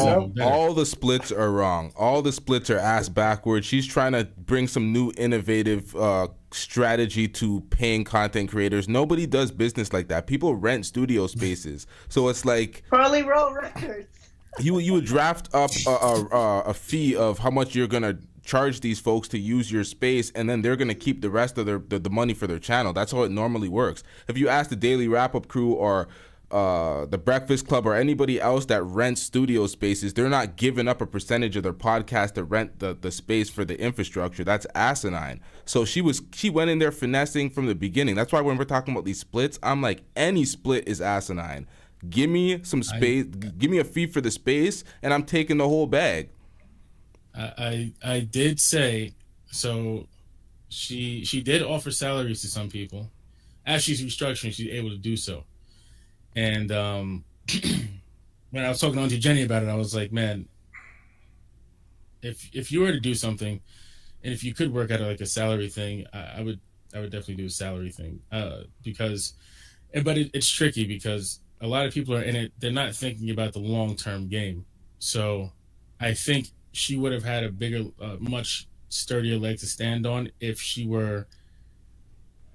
her long-term vision were a bit more concrete and not as malleable as it is right now. It became extremely malleable with all this nonsense that she was doing with the embellished slavery and Nick Fuentes and all that other shit. Now it's like, and it's also deteriorating. Not only is it malleable and shifting and molding, but it's also deteriorating with that. So I don't think she has the biggest leg to stand on with these contracts. So I do agree. I don't like, I mean, the splits thing, whatever is exactly what you said is correct. But I think I see what she was trying to do, doing the record deal 360 thing. And I actually got to, I saw Auntie Jenny's contract. I'm not going to disclose it, but when I looked at it, the first thing I said, I was like, Send it over. Nah, I can't. But what I said was, I was like, this is a 360 deal. That's what I said to her. And Auntie Jenny's like, what's that? And I'm like, what you talking about? What's that? You don't look up what, nigga? So I just started sending her things, and I'm like, how you not know? But you know, it's not it's not that big of a for Auntie Jenny, she didn't care because for her, and she was genuine about that part. For Auntie, it was, I go into London, I stop by the podcast, I talk a little bit, I go see my grandchildren, I go see my son, I go back to the podcast, I talk some shit, and I go home. You know what I mean? Yeah, so, it's like a hobby. I'm supporting the channel. Right, so it worked out. And I also think that is what contributed to her, like, her high emotional output with the whole thing, because it was like, listen, I'm just doing this to support the shit. I don't even care if you send me the money. You know what I mean? Like, and the fact that her channel took off so quickly, I think that has a lot to do with why she's so angry, because she could have really helped Pearl, and then it started to decline a little bit. That is another question I have for you in a second. I was going to bring that up. I don't know. It's talking about how it doesn't match. When it comes to the views, I defended Pearl's channel when it comes to the subscriber count, because I'm a skeptic when it comes to buying subscribers. But Auntie Jenny's channel and King Rich's channel look mad suspect when it comes to 40,000 each, and she's guaranteeing this 40,000 number. That seems fishy. That seems like purchased subs. What do you have to say about that? And that other guy, the I got smoke for you, bro. I got smoke for you, bro. I ain't gonna lie, my channel, hey, bro, my channel's actually better than his, and he got like, what, over a 10, 20K. I'm like, this is crazy. Who was that?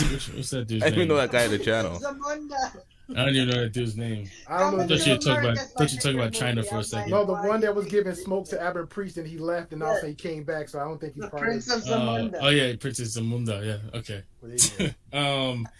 So, man, so I was going over some analytics today for a couple of YouTube channels I work with, and they're fairly big channels. I'm not going to throw the names out there. You know them all, though. But then I got to Pearls, and I was like, yo, something is off, because I was looking at her lives, and I watch her lives to give her feedback, but I saw that it doesn't match up at all. So I'm like, okay, if you look at Timcast has about maybe 1,000 less subscribers than Pearl, maybe, give or take. You know what I mean? They're both in the 1.5 range. Timcast gets about 10,000 viewers, right? You have 9.65K subscribers on LTTV, and you're right now, you have 121. You're gonna, in some days you do better. I saw one of your videos that was higher, so it's like your ratio is perfect. It evens out. Her ratio, that 1.5 and change, and you are only getting 700 people watching live or 20,000 views over a 3-week period. There's something wrong. So when I noticed the discrepancy, and I didn't know if I should attribute it to purchase subs or what I think the actual problem is, and this is not to save Pearl. I'm not saying that the purchase sub thing isn't real either. I can't confirm or deny, but what LT is saying is very, very, very true. You have to be skeptical about that. The retention rate. Now what I've noticed is that she's not retaining viewers. She's getting a lot of new viewers coming in, because what happened was you see a steady uptick in her view count and the amount of people watching her views on her live. And then after Nick Fuentes, there was a tremendous split. And then when the split happened, the people that were recurring viewers slowly stopped coming because they started listening to content, not saying your content, but like to content that was crucial and gave opposing thoughts like yours. And then there were the other people that were like, well, we're going to stick with Pearl, but now we're going to scrutinize every single word she says. And they stopped dropping off. They started dropping off the content because it became the same garbage content, the over recycled, over regurgitated red pill nonsense. You're a thought, you're this, you have kids, you're a single mom, men.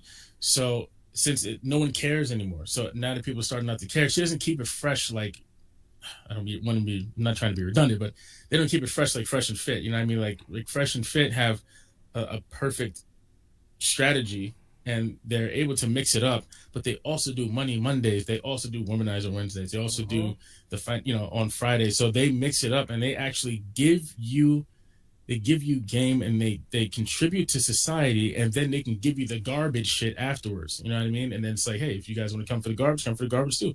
And most people just come because they're like, yeah, why not? Let me stay and watch. She doesn't offer anything to anyone.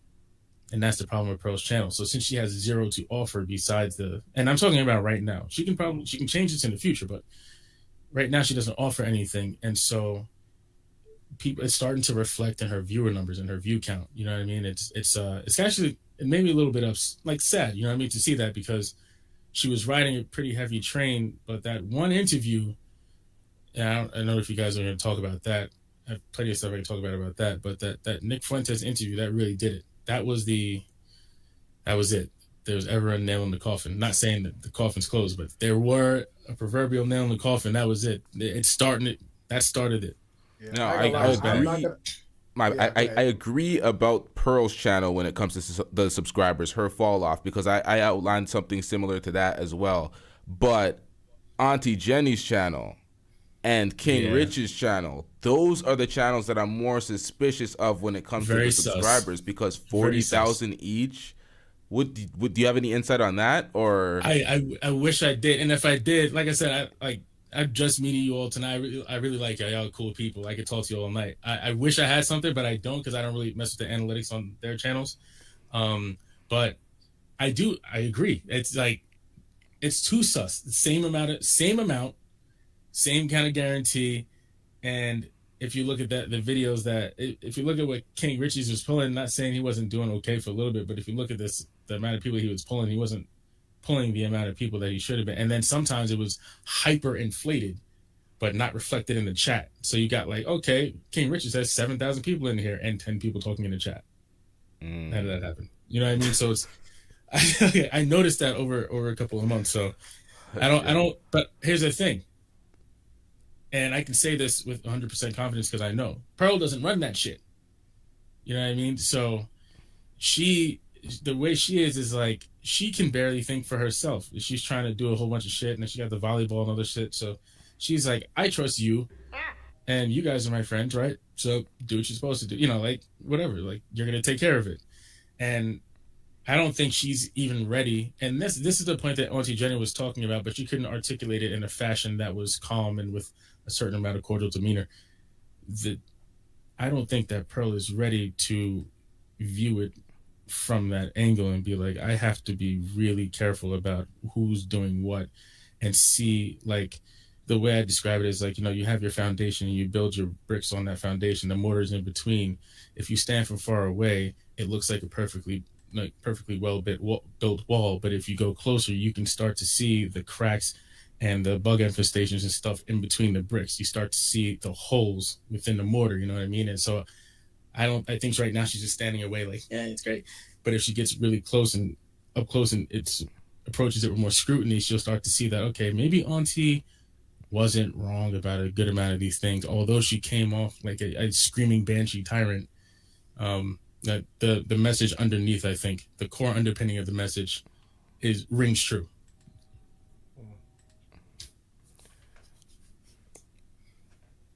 Okay. But yeah, Nick Fuentes was a bad idea. That was she there's could no way around that. Yo, she could have cleaned it up. I am not gonna give her no advice because it's simple and it's easy how she could have cleaned it up, but she didn't listen.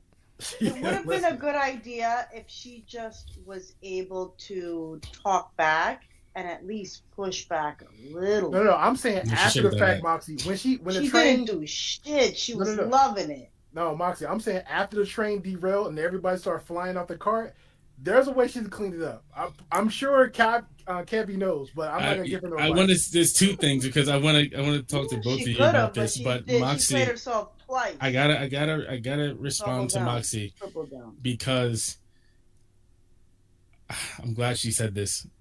Moxie's completely correct, right? When I was watching that, I was like, the first thing I said, am I allowed to curse on here? Yeah. I don't know. I think I have a few times. The first thing I said was, "You fucking white idiot." That's the first thing I said when he started saying certain things, because he's good at mixing in like points that can be like ideologically sound with like hyper extremist stuff. So he was doing that constantly, but she was like, like she was so excited, flirting with him. Yeah, she was in her body language was just so open and flowy. I was like, dude, you have to at least, even if you agree with all his points and you're super racist, whatever, right? Like, let's say, at least pretend. Like, just give me a little pretend. But she didn't do that, and I think that was one of the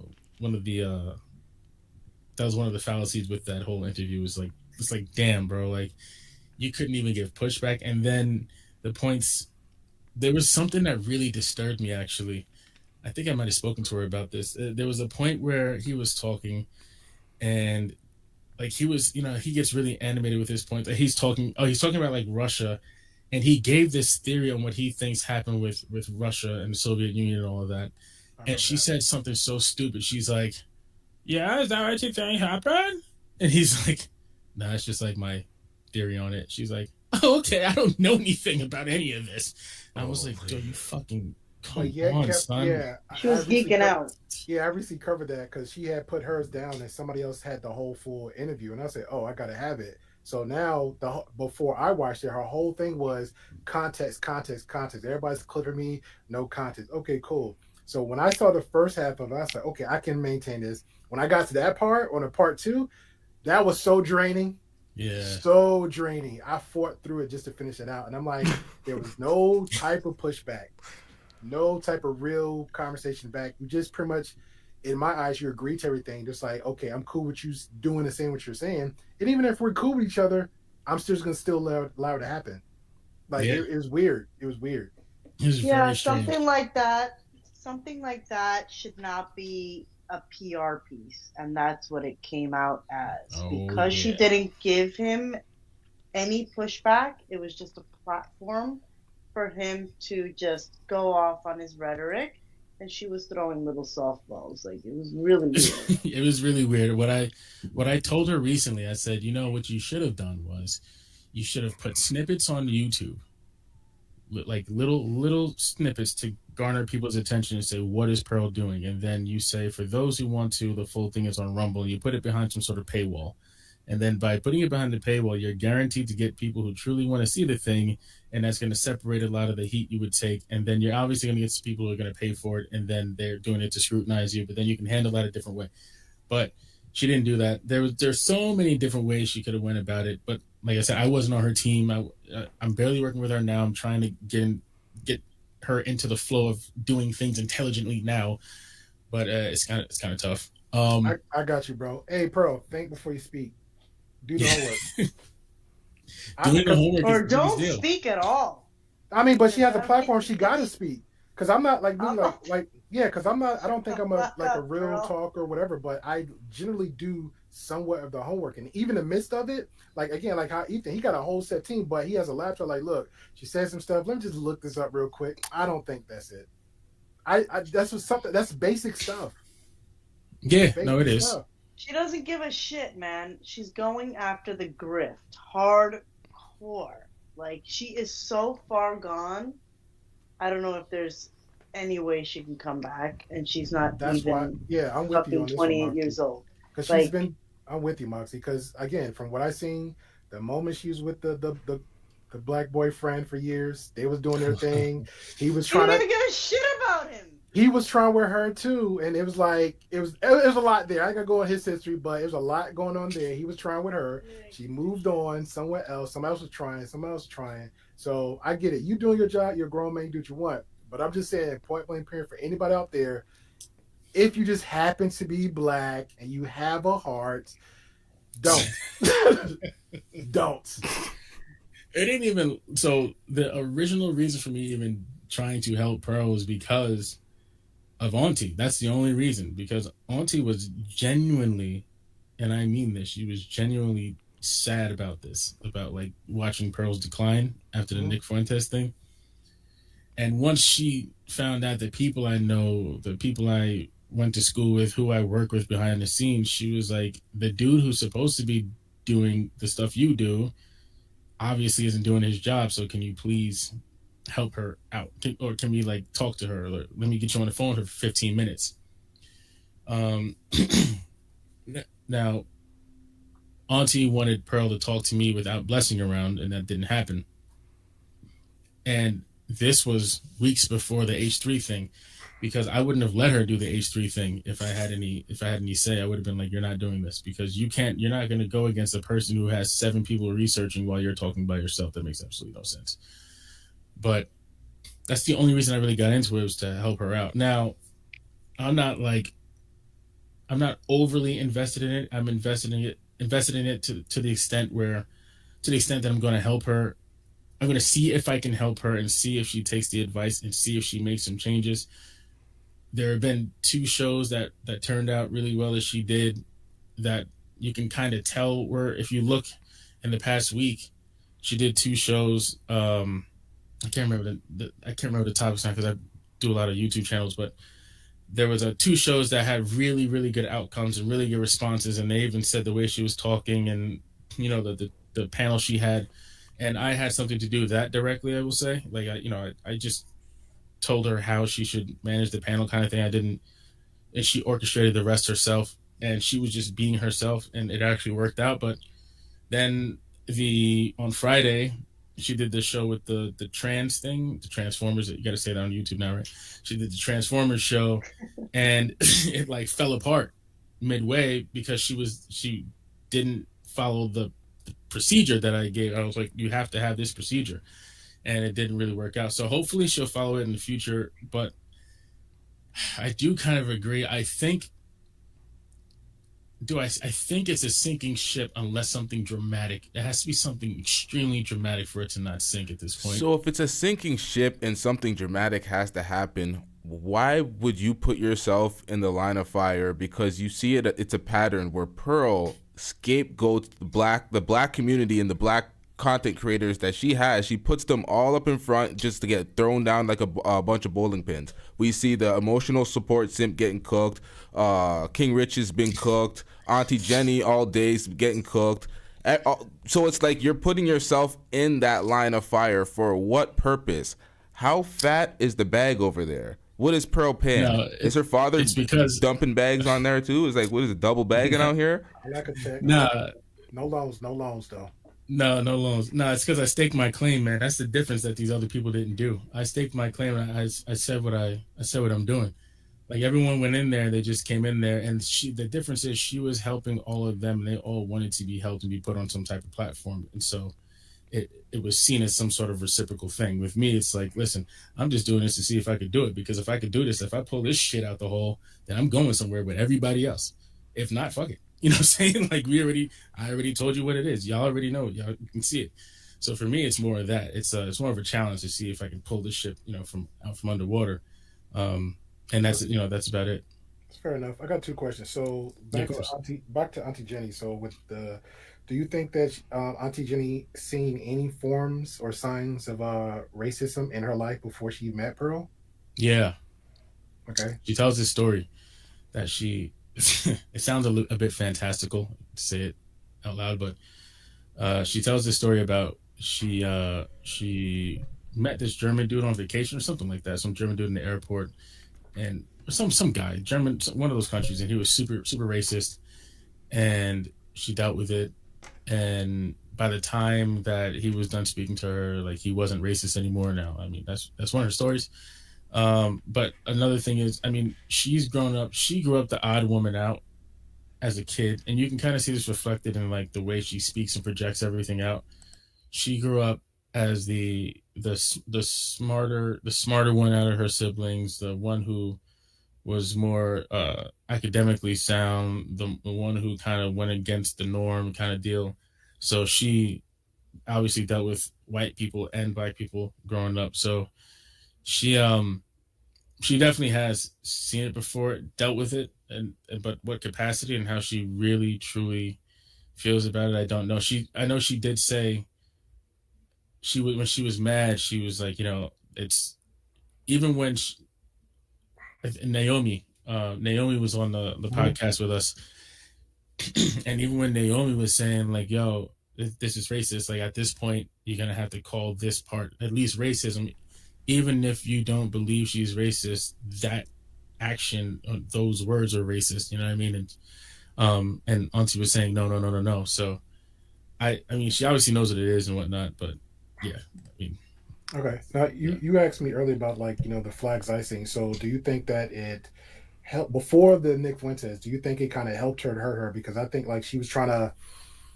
It's like that old saying like, yo, when most white people say, oh, I know that one black friend, like, oh, really? So what I seen with her is like, do you think that it helped her or hurt her when she started pandering to other channels? Like she was on Obsidian's channel, Anton's, Angry Man spoke very highly of her. So do you think like that pretty much helped her or hurt her in a sense? Because those are very controversial channels. A lot of people dig into them. Yeah, I think as far as controversial YouTube, my thing is, yeah, okay. And remember, that's huge part of the Black Manosphere, even though one of them claiming they're not part of it. You gotta think about this for a second. Helped her, hurt her. Okay. So I believe if we're talking about, we have to unpack the help thing. Okay, so the definition of help, like, did it help her channels?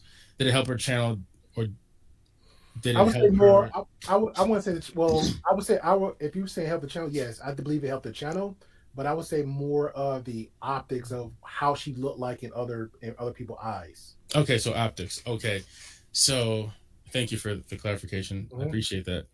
So the optics. As far as those controversial YouTubers, 1000% it helped, because now it's like, okay, now we have this person with this platform, and she's part of our team, and she's white, so we can fend off some of the white people, and we can get, and then some. You got to think about it, because most of those people are seen as right wing or conservative, so it's like, and we can bring some of the white conservative audience in that we couldn't tap before because we were, black or spoke a certain way. It brings them over too, so. That it helps her optics from that angle, yeah. But on the other side of it, I think it hurt because her whole thing was about, for a very long time, was about converting people to the other side, like bringing people to the ref pill or grifting, whatever you want to call it. And that made her look like an arrogant bigot, because it made her look like, well, I'm here now. I could have whoever the hell I want on here, and y'all can't say shit. And then she releases that response video. And to everyone, and that response video didn't do any better, either. So, I think it's a toss up. It depends on the circumstance and the situation, but it definitely didn't. It didn't help her optics in the totality of things. It hurt more than it helped. If you're honing in on a specific area, like those specific YouTubers or that community, or you could even call that more of the Rumble age community. Some people call it the chitlin circuit. Hold that point real quick. Everybody hold that point real quick. These likes are looking dusty. Come on, y'all get these likes up. And we have somebody else in the back. I believe that's Christy O. Christy O, we're going to need you to put either a picture to represent you in the back or cam up, because it's going to ruin the screen if there's no AVI, at least. Like a picture, background picture or something. Let me see how I can figure out how to put a picture, because my first time like on this stream putting pictures. So let me see if I can figure out how to do that. So I may have to go out. And then I got you, Christy. Where are you streaming from? Your phone, laptop? my phone. Okay, when you go back out, you come back in. It's gonna ask you an option for a picture. So make sure you have a picture ready from your phone. Okay. Okay, cool. Thank you. I'll try. You're welcome. Look at me being helpful. Very helpful. I feel like this podcast actually, because I watch a lot of stuff on YouTube, and obviously you can't catch everybody, but I feel like, I don't know if you all work together all the time, but I feel like this is a good thing to take over. This has the takeover sauce right here. You know what I mean? So I wish you guys the best of luck. I hope it stays this way. I'm always gonna watch now, but this thing has a takeover sauce, and the way LT, like the way he talked to me, I was like, I like this dude, yo. He's not gonna let me get off. You know what I mean? He's gonna hold me to my shit. And then the questions and the dynamics between all of y'all. This is an amazing thing, man. I really like it. That's what's up. Wish you the best of success. Thanks, bro. I'm gonna send it to as many people as I can. I gotta watch now. Now I gotta send people here to get some controversy started. I gotta be like, hey, yo, like, yo, everyone go here. Hey, bring on my end. I've been slowly trying to work on political talks on my end, but that's pretty much just for people who want a voice on the Gringo podcast. Again, like there's great areas, but once my gaming channel, I'm out. Yeah, that's actually. I take this off because that shit's hurt. But I don't know where my sweatshirt is, but my sweatshirt that I wear a lot on her stream is my Harvard Kennedy School sweatshirt, because I was part of the political school for a while, the political union and all that, and the mayor's conference and the Harvard Political Review. And actually, I worked directly with Arnon Mishkin. He was a Fox News host who was also my mentor for a semester. So I love the political spectrum and that side of things. I learned a lot. I got to interview him about a bunch of things. I learned a lot about how the news actually operates, and it was just changed my perspective on everything. And it definitely made me gray pill. I say that. Hey, I'm a movement now. Look at me. Yeah. Hey, you know what? I'm gonna definitely reach out to you, man, because I had the lieutenant governor of North Carolina that's coming up, and he said a lot of bold things, and I was trying to get people, but I have like one or two. But since the whole the Trump indictment came up, that would have been a great conversation for people just to jump in and talk about. Because if you're a voter, or sometimes people just don't care to vote, that'd be a conversation just to listen to.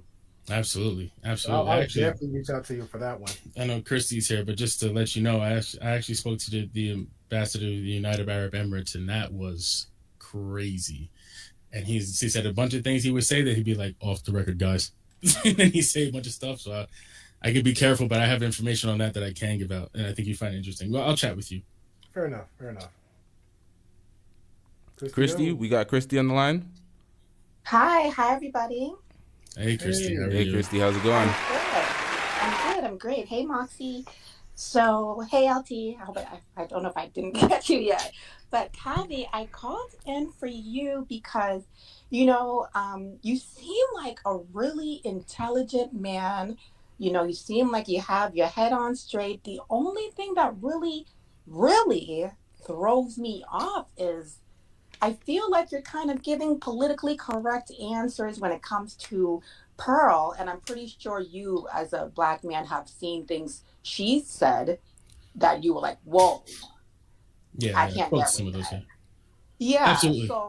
So I wanted to get an idea. Are you someone who is more about finance first before you speak up on something, or are you someone, despite how much money someone may be paying you, because I know Pearl's probably not paying you that much or not worth what you're worth, but are you someone that would speak up despite getting paid, despite what you're being offered? If you see something from a white person and you're working under that white person, are you a type of Black man that will say, you know what, I really support you, but what you just said, if you can't go and clear that up, this is the last day you will see me here?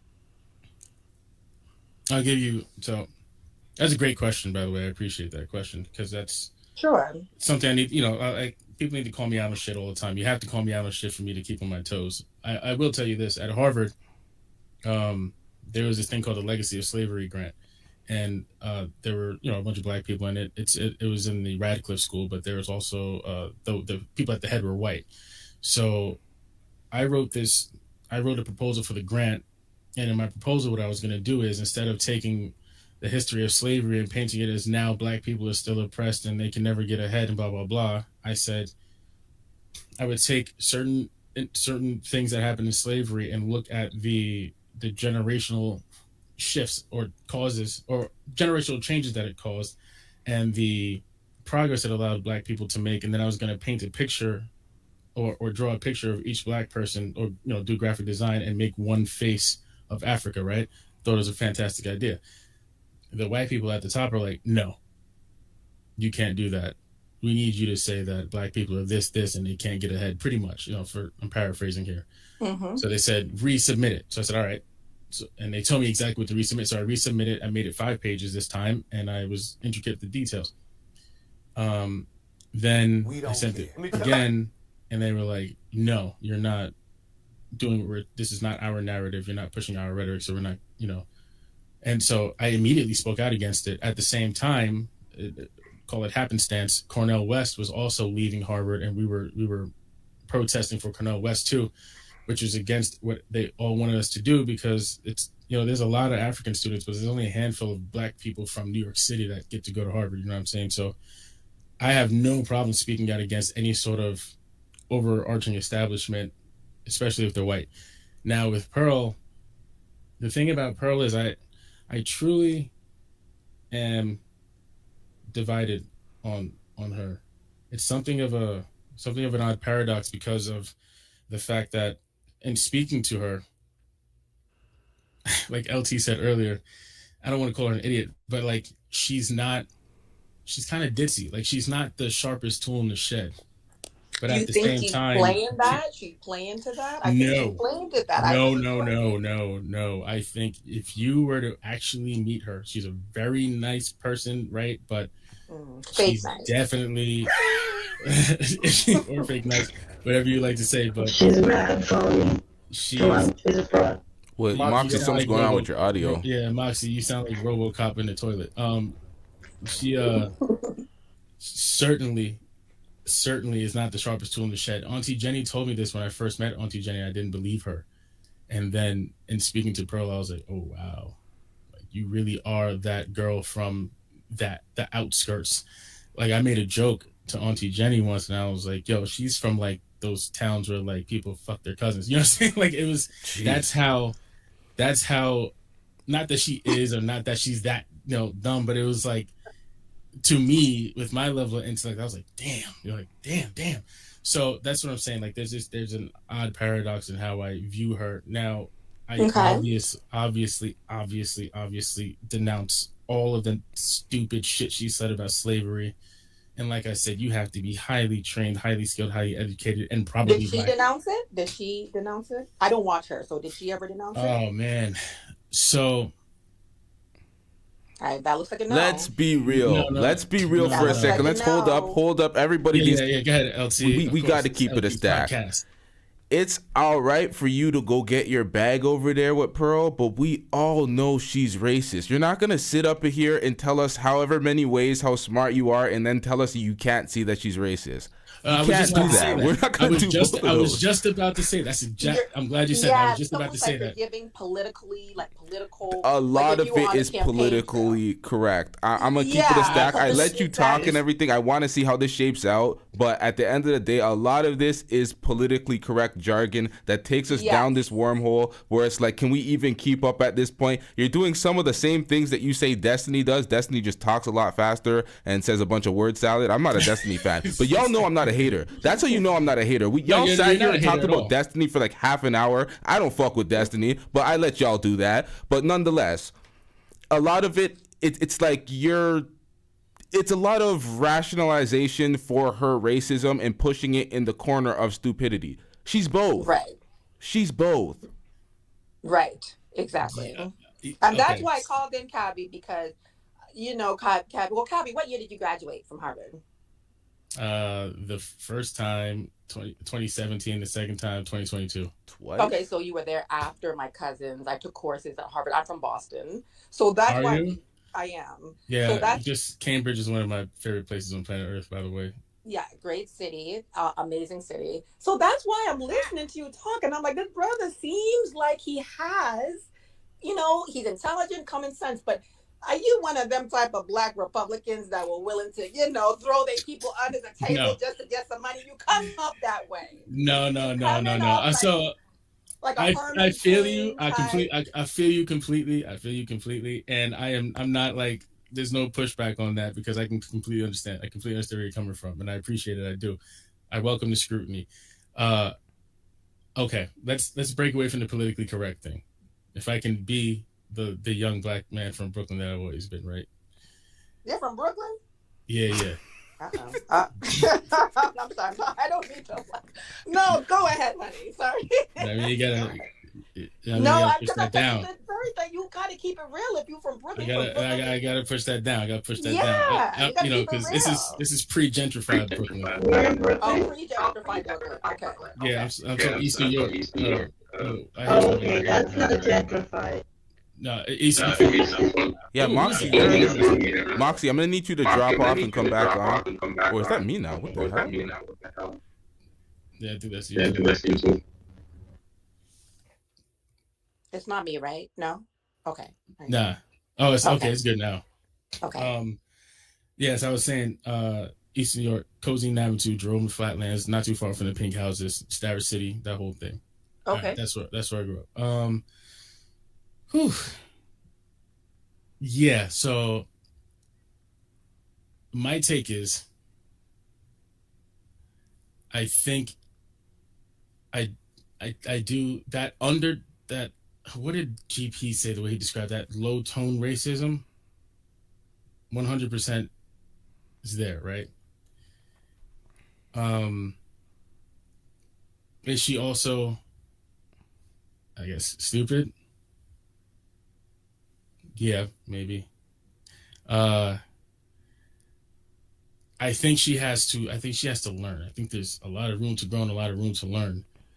And I'm not going to throw her under the bus just for that reason, because she doesn't have any sort of guidance or any sort of people who would help her. I'm not having that either. Hold on. I'm not having that either, because y'all keep saying that y'all keep screaming the right things to her and she just refuses to listen. I just got into contact with her very, very recently. So I'm trying. That's what I'm saying. Like right now, I'm trying to, everything that you're saying is what I'm trying to parrot to her and make her understand. Like, you have to understand this, man. Like, but I think it's going to take her coming on. You know what? It would take something like her coming on and speaking to people like you who are level-headed and have sense and generally trying to figure out things. You know what I mean? Like, it would take her speaking to people like that. Stand by her? You're trying to wait for her to figure that out? Are you going to stand by her? I'm not going to wait. What I'm trying to do is have constant conversation with her to explain and teach and influence. And I'm going to see. I'm only going to I'm going to give it a certain amount of time to see if she heeds my words. And if she does not heed my warnings and my words and my teachings, then I'm obviously going to have to part ways. I'm not going to stick with that. I would hope so, because you're Harvard grad. I know that you can find opportunities elsewhere. I work with lots and lots and lots of people now. Like I said, this is more of a pearl is the bad look, honey. This is a challenge. It's a challenge for me, and I love challenges. And I don't think she's generally a bad person, but we'll see. I mean, if it works out, it works out. Because there are a lot of people, there are a lot of channels that a lot of people don't know are actually not doing as well as they perceive to be doing. And so they're looking for someone who can pull them back into the stratosphere. But it does look odd coming from a black woman looking on the outside, because you're saying it's a challenge for me. So it almost sounds like I'm willing to stand by this woman and help her. But if the role were reversed, I doubt she would stand by you and help you. And that's what you have to really understand. Well, I don't know. She wouldn't. One moment. I can't even make that point. I can't even make that point. Okay, hold on though. You're talking as if you need to be there to show her the light, show her the way. She doesn't need that. If she's a grown woman who speaks the vernacular, uses the verbiage that she uses, you don't need to act like she's almost like an experiment. She'll get it. You a black man who has opportunity. Walk away from a brand that's making you look horrible. That's my advice. You don't have to do it, but I am saying your arguments aren't coming through. It actually sounds, I don't want to use the word pathetic, but it sounds like you're willing. I don't know. It sounds like you're willing to stand by someone who makes your people look bad in order for you to get maybe your name out there more, to get some compensation, but you're acting like you're doing it for her good. She doesn't need you to do this for her good, because like I said, if I guarantee if the roles were reversed, she would not be standing by you. She would have left you like a hot potato last year. Well, your guarantee, first of all, your guarantee holds no weight because we're not in that situation. In that situation, it's just not applicable to anything. So that's the first thing. So, but that's okay. Second, I'm not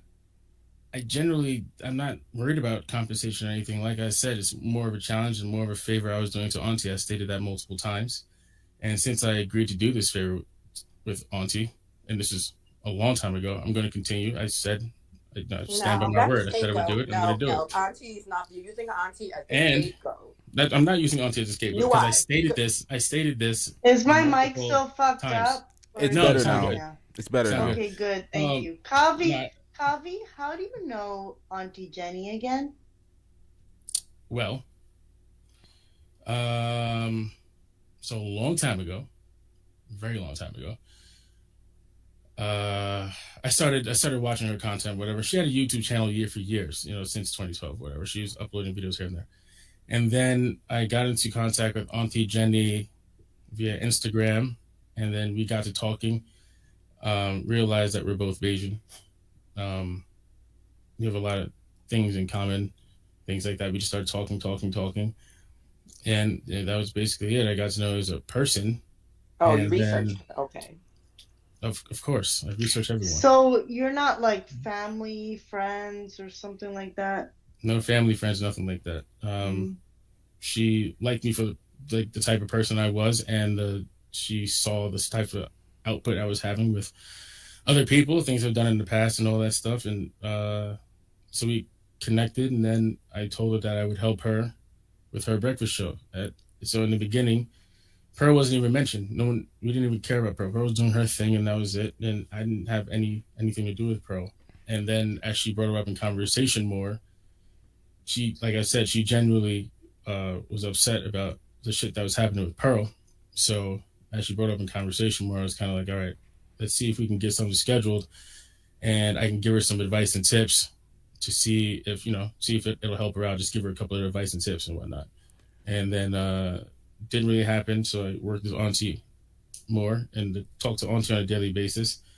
And then very, very recently, I spoke to Pearl, and I was like, okay, here's some advice and tips.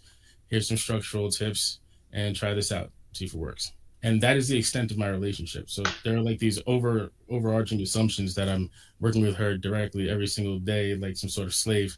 That is not the case. I gave her a list of parameters and tips to follow and said, here, hope this works. Try this out. And then if she asked me another question, like, okay, here's some feedback. Try this. Try it this way. Okay. And, Okay. So I'm able to... Hold on right quick. We have a $5 super chat from Mackenzie. Shout out to Mackenzie for the $5 super chat. Hold on, let me get to it. All right, so the $5 super chat says, Cavi is on a PR stunt to clean up Pearl's image now that she wants to get in good with American media. Stop the cap. People like Pearl is a danger.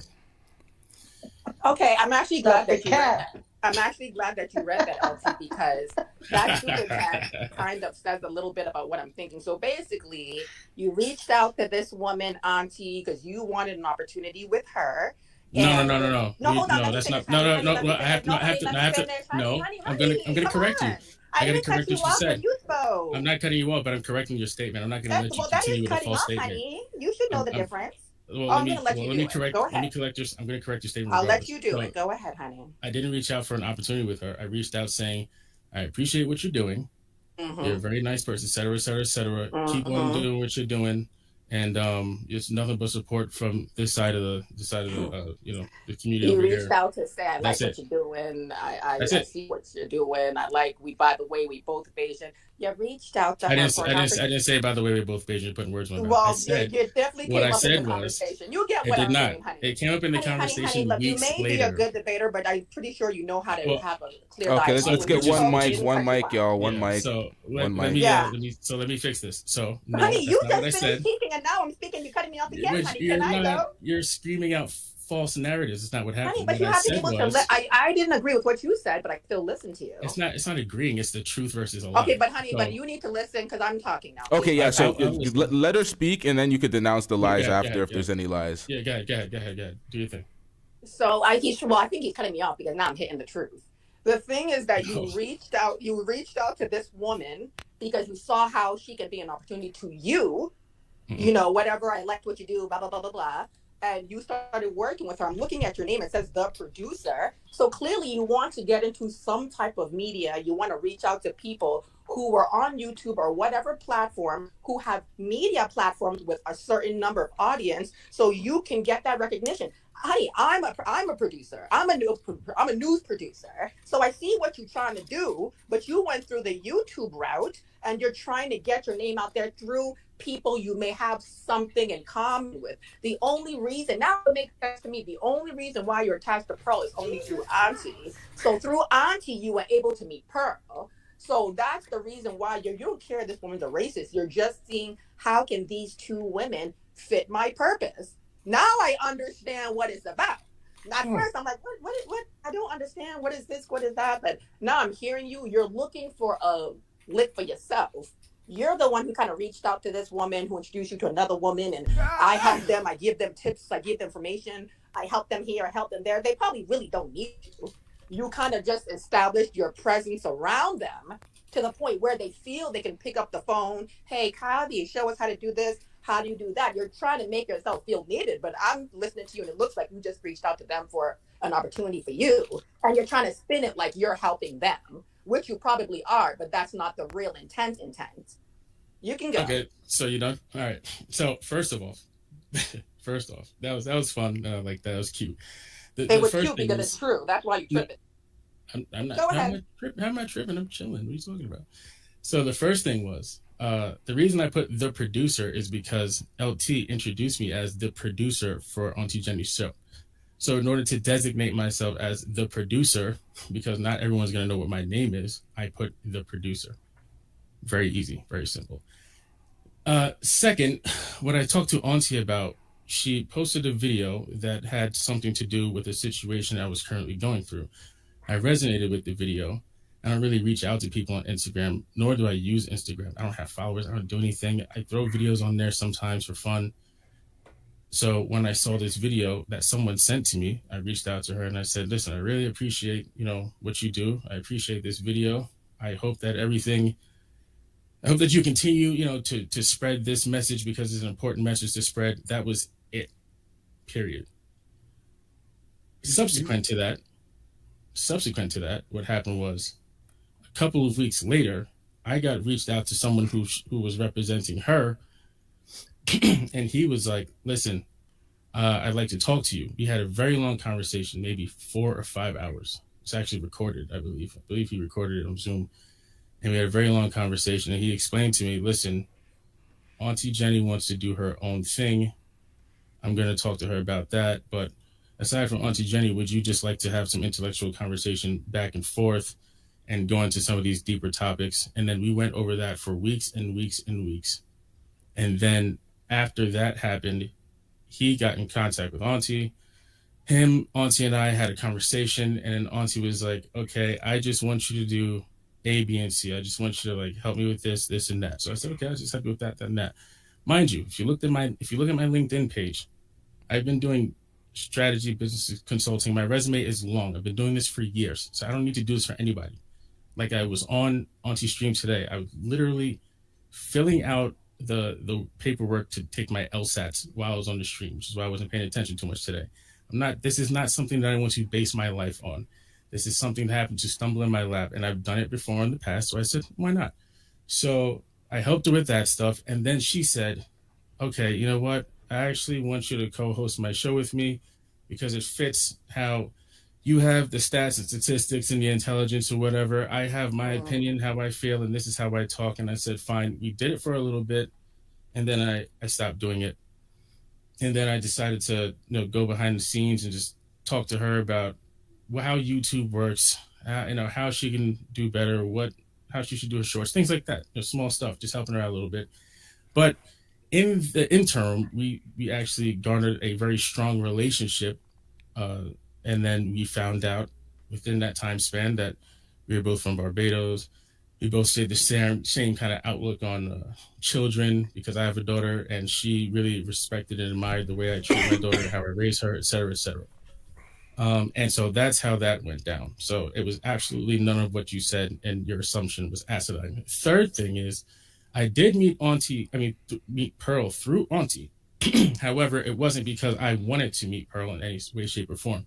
As a matter of fact, the original goal of the platform was to completely separate Aunty from the platform, because Aunty was so mad that she felt from the disrespect thing that happened with her and Blessing and the intern.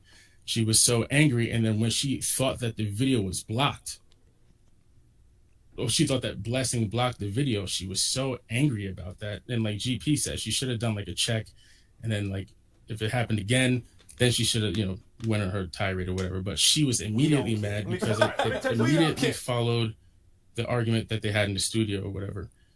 Because of that, Aunty wanted to start her own thing, and it was being headed by another dude who was representing her. So they had their own plan, and there was nothing to do with Pearl. Only time I really talked with Pearl is if she felt a certain way when she watched the video. I'm talking about Aunty. And she really wanted to talk about it because she thought that Pearl needed help and guidance, and she felt really bad. And there were many, many nights of her genuinely feeling terrible for Pearl. Well, you're going into a whole tangent now. No, I'm not going to a tangent. Hold on, we got a super chat real quick. We got Art to Choke Hearts with the $5 super chat. When is Cavi going on Jason Black's broadcast to do all this caping for Pearly? Bruh. So anyway, that was another super chat. So that was a super chat.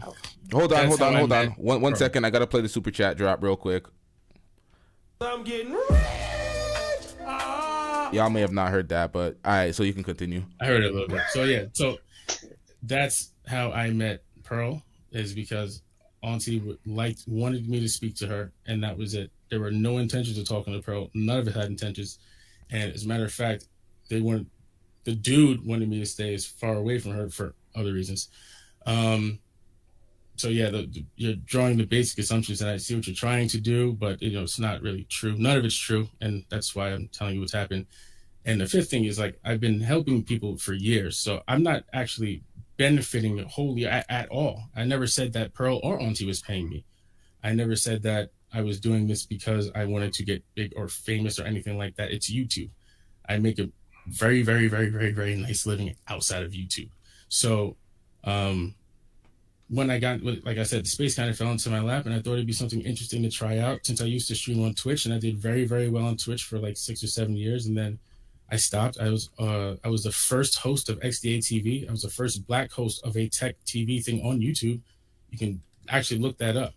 So I did very well, and I knew the game, and I know the game from back then till now. So I decided, yeah, why not? I really like this lady. She's cool. She asked for my help. I'll just tell her to do a couple things. So I fun. basically got your answer. You kind of like ran around, said it 3 times. Well, I think that what I believe, that's what I believe. I think that it hits you in that way because it's true. I don't need to speak for an hour to basically simply see what you did. You cling to a woman. You reached out to her first. She didn't reach out to you. You're the one who needed her help. I didn't reach out to her for help. So wait a second. That's a straw man. You're building a straw man. Hold on one second. What is there something wrong with getting paid for what you do for a living and soliciting services? That's the thing. It's almost like he's making it sound like the fact that he reached out was a bad thing. Like, you know what I mean? It's okay. If you reached out to someone, it's all good. If you reached out to somebody, it's all good. It doesn't make you look less of a man. Doesn't make you look what you're saying is that I did it with the intention of reaching out. You speak for 20 minutes at a time, and then when someone starts talking, you jump in. You might be intelligent, but you're a very bad conversationalist. What I'm trying to say is, you make a point, I refute your point. You make a point, I refute your point. No, I'm not going to let you refute my point. I would actually like you to give me the respect of silence, the same respect I gave you. And then you can refute my point afterwards. It's kind of funny how people come on here speaking a certain way, conducting a certain way, but then when the truth comes out, they start showing who they really are. What are you talking about? What I'm saying is that it's very clear to see. I know it's getting to you, hon. If you reached It's out not. to Pearl, I mean, you reached out. See, look, that's what they do. You see this, Mikey? No, but you reached out to happening. Aunty, and after you reached out to Aunty, you got hooked up with someone else, and now you're over here sitting down trying to explain that Pearl is not what we really see that she is. She's little, naive, ignorant. It's like you can't even use the word ignorant. You're scared to use certain words with this woman. But then you're over here, no, I'm just kind of helping. I'm in the background. Honey, it's very easy to see that you're also doing this for an opportunity for yourself. I don't see why you can't come out and say this. It doesn't, all the other opportunities you're talking about, that's great. You're saying that you really want to go into strategy. Trust me, you wanted to really go into strategy, Kathy. You want to go into, I have a brother out here in DC that could really put you on, okay? You on here on YouTube with a racist white woman and another person. Well, shit, Christy, hook me up, sister. Yeah, hook me up too, Christy. No, I mean, and honestly, great. funny.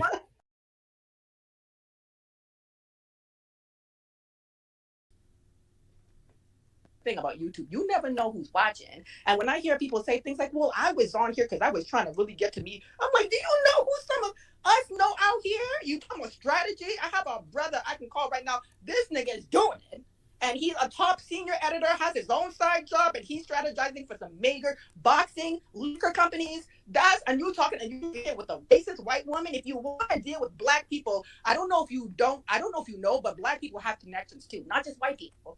So the fact that you next to Pearl, and it's like, no, she's just, we got to show her the light. You don't need to show her shit. What you need to do is focus on yourself. So you you can make more money with a lot of black people that I know out in the nation's capital compared to working with this crumbly, wrinkled woman. So I'm just keeping it real because you look like someone who can be really doing it. And I'm not trying to down you, but I'm just saying the way you meet this lady is making you look lower than your value. That's all I'm saying. Well, I appreciate your compliment. Red pill gems for Christy. Red pill gems for Christy. Listen, I appreciate your comments. They're very nice and quite comical. You don't know me or my family. You don't know what I do, who I know, who my family knows. So I'm very well connected in many circles, and especially in DC. My father and my mother are very prominent individuals. My father especially. I'm actually going to Atlanta to hang out with some people that he knows in a couple of days. It's not about that. It's not about that. It's more just like I said, I'm doing it. Like, you may not like it, and you may think that it makes me look bad, and that's so be it. I'm not gonna change my opinion or my standpoint or change what I'm doing. If you don't like it, then you don't like it. If you're giving me the advice, I will heed your advice to an extent, and I thank you for giving me that outlook. But it's not going to change what I'm doing or what I am going to do, and people are going to scrutinize me either way. There's always going to be some sort of polarization either way. So you can choose to say what you want. You inserted a couple of straw man arguments in there in the beginning in order to try and throw it off and build a point that you could easily tear it down that had nothing to do with the context of the situation or conversation. But that's besides the point. Point is, I appreciate what you're saying. I do very much. I appreciate it. And I understand that you're just looking out because you can hear in the sincerity in your voice. You're not really trying to downplay or belittle me. You're actually being sincere with what you're saying. So I appreciate that. But I'm going to continue doing what I'm doing. I actually am being sincere. You can I know continue. Yeah, you can continue to do what you do. I know brothers like you, you talk about yourselves. I have this, I have that. My parents did. You got to make yourself feel good to pick up or whatever you're lacking. I don't even think you realize that. I don't even think that you realize that you're bigging yourself up in this whole conversation. My father, I'm about to go hang out with you actually cut me off because I wasn't done talking. No, but even between you talking about other things, you kind of weave in what you. And now you're doing the same thing that you accused me of. You kind of weave in what I was going to say. Well, there's nothing wrong with that. There's absolutely nothing wrong with that. And second, you just did it as soon as you started. You're just talking. No, because you just did the same thing. You just talked about how you know these people and you have these connections. You know a brother out here, the nigga's really doing it. In terms of helping you get away from right. I'm not talking about it for myself. Well, that is an extension of yourself by proxy. You're You talking knowing about him, it's by yourself, proxy. talking about I have this, I have successful parents, I have that. Okay, quick break. break. Hold on. We got a super chat. We got Mackenzie with the $5 super chat. Cavi is playing games. He is very disingenuous. He is Obsidian Save a Pearl 2.0. He is an employee of Pearl, another self-hating grifter. Yo, Mackenzie went off. This chat is ruthless. Hold on. I got to play the super chat drop for this one. Whoa. Very creative. Obsidian 2.0. Oh, no. All right, so I've been on the sidelines watching this. Moxie? You know what? I'm going to let y'all continue. I'm going to give my... Yeah. Oh, this guy again? Wait, what's going on now? Joe Trace again. Come on, son. Because I feel like it's terrible. I feel like you have to really be, but put it this way, even though you're someone who is clearly, I can see you're narcissistic, and you're proud of your accomplishments, which has made you feel maybe a bit of a false sense of that high up, but you do deserve to walk with your head up. But I actually suffer from imposter syndrome. Honestly, I actually would believe that. Because, some people have to kind of add things. I have this, I have that, and that's great. But I'd rather support you who you are now than see you walking with your pants sagging. So I'm not mad at you. I'd rather an arrogant, narcissistic brother than a brother who can't speak English and has his pants sagging. I'd rather you. I'm just trying to keep it real with you. You went to Harvard. I have I'm Nigerian. A lot of my relatives went to Harvard. So a lot of Nigerians there. Yep. Nigeria is the number one. Not a good ones too. A lot of good people at Harvard University. Yeah. Definitely. Yeah. They ride skateboards too. A lot of people don't know that.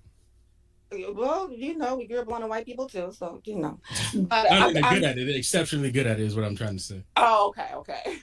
But no, I'm just saying, it seems like you got that about yourself, that little braggadocious thing, and that's okay. But just I don't want you to come off like someone used the term Django earlier in the chat. Like you smart, but you're still kind of. I feel like you're devaluing yourself by working with this woman. But hey, you said you're gonna keep doing it, so keep doing it. But I just want to let you know how me, as a Black woman who doesn't know you, how it looks to me. I would like you to be on your own shit. Own your own shit. I don't even know. I don't even want to say this, but I know a dude who you remind me of, a good friend of mine, owns his own law firm at 31 years old. He's Nigerian, he's killing it, and he can really put you on. Like, you kind of remind me of him, but it's kind of like, if you're gonna be braggadocious, you need to really have some shit under your belt, like that Pearl. Oh no, honey, yeah, ooh, that is not something to really be like, even mention out loud. You know what I mean? It's like, ooh, no, don't tell nobody that. I'm not doing that. That's not what I was doing. No, you're not doing it. But when we were asking you questions earlier, you were kind of saying, waiting for I was just answering questions. I'm not bragging about. None of this was bragging about Pearl. I never even wanted to say that I worked for her. You asked questions and I answered. I came on here to talk about what happened with Aunty Jenny.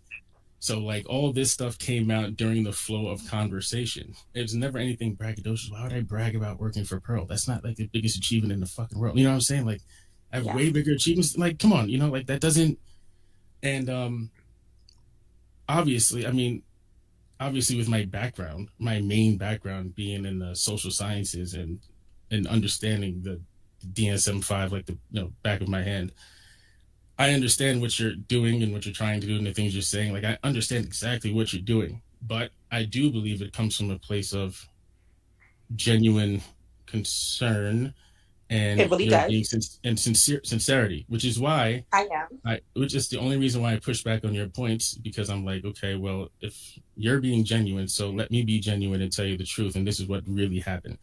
So now that we have that out of the way, I do believe you. You can tell with the tone of your voice and the delivery you're having, and there's some comedic tone to it, but the comedic tone is actually really funny. I completely hear you, and I actually appreciate it, because not enough Black women are seen in this light, even though more Black women than people think are like this, and really care about other Black men. So I'm glad it's on full display. I think it's a beautiful thing. And yeah, I understand everything that comes along with, let's say, working with Pearl, but I'm not necessarily working with Pearl at the moment. I'm currently throwing things out to see if anything sticks at the wall, to see if she shifts, and legitimately off the strength of Aunty Jenny. And if it doesn't work, I'm not going to keep doing this more than a week. So I'll let you in. I'll let you in a secret. I said I'll do this. I did say I'll do this for 14 days and see what happens. I said that to Pearl. That's good to hear. That's really good to hear. I didn't know that part, but the fact that you're disclosing this in public, that honestly does make me feel better. But if you don't mind, can I ask you some side questions? Yeah, of course, of course. How old are you? 35. Okay. You said you have a child? I do. Are you with the mother? No, not anymore. Okay. Are you from? Where are you from? Like I know you're from Barbados, but like where did you grow up? Like what state? Like in the country? Brooklyn. Yeah, you said that. Okay. So East New York too. East New York. It's a rough area that is not gentrified. No. It's like a Brownsville, Brooklyn. Oh, that's exactly where I grew up. That's where I grew up, Brownsville. Yeah, that's exactly where my cousin actually dated him. Tyson. Her name was Erica Gallia. She dated him actually. You know her? No, that's my cousin, Erica Gallia. Oh, it's your cousin. Okay. Yeah, so, she dated Tyson. So you came out of that area. So where do you ultimately, and you mentioned strategy, where do you want to be? Like, where do you see yourself like in 7 years? I am where I want to be. Okay. Now what do you mean when you say that? I have everything I wanted. I've attained every goal that I set out to attain, and I'm just trying to build on top of that and add some new things to my cup of tea for fun. To branch out. No, where do you see yourself? Like when you retired, what are you going to be doing? Like where are you ending up? No, Japan. Right now you're on the new. Japan with my daughter chilling. Exactly. Okay. What did you go to school for? So I went for computer science, and then I went for I started physics, and then from physics I was told that the brain works just like the topics we were discussing in physics, that I went to neuroscience and then psychology, and then I dabbled in psychiatry, but I never went as far as going to medical school for to get my PsyD. So I just stopped at psychology, and then so I got 2 degrees, so computer science and psychology. And I ask these questions because I want to get like a full idea of the full man. Honey, you need to leave that pale dolphin. I mean, what you just listed, I mean, hey, you want to help? You can help, but I'm just, I know I'm not going to repeat myself, but there's other places, other people you could be rubbing shoulders with right now that would pale into comparison. Well, pale. That actually, you see how that goes? That was a good pun. No, I know exactly what you're saying. Like I said, I'm where I want to be, and I'm testing things out right now. But I know exactly what you're saying, so that's why I'm not dismissing it, and I fully appreciate it.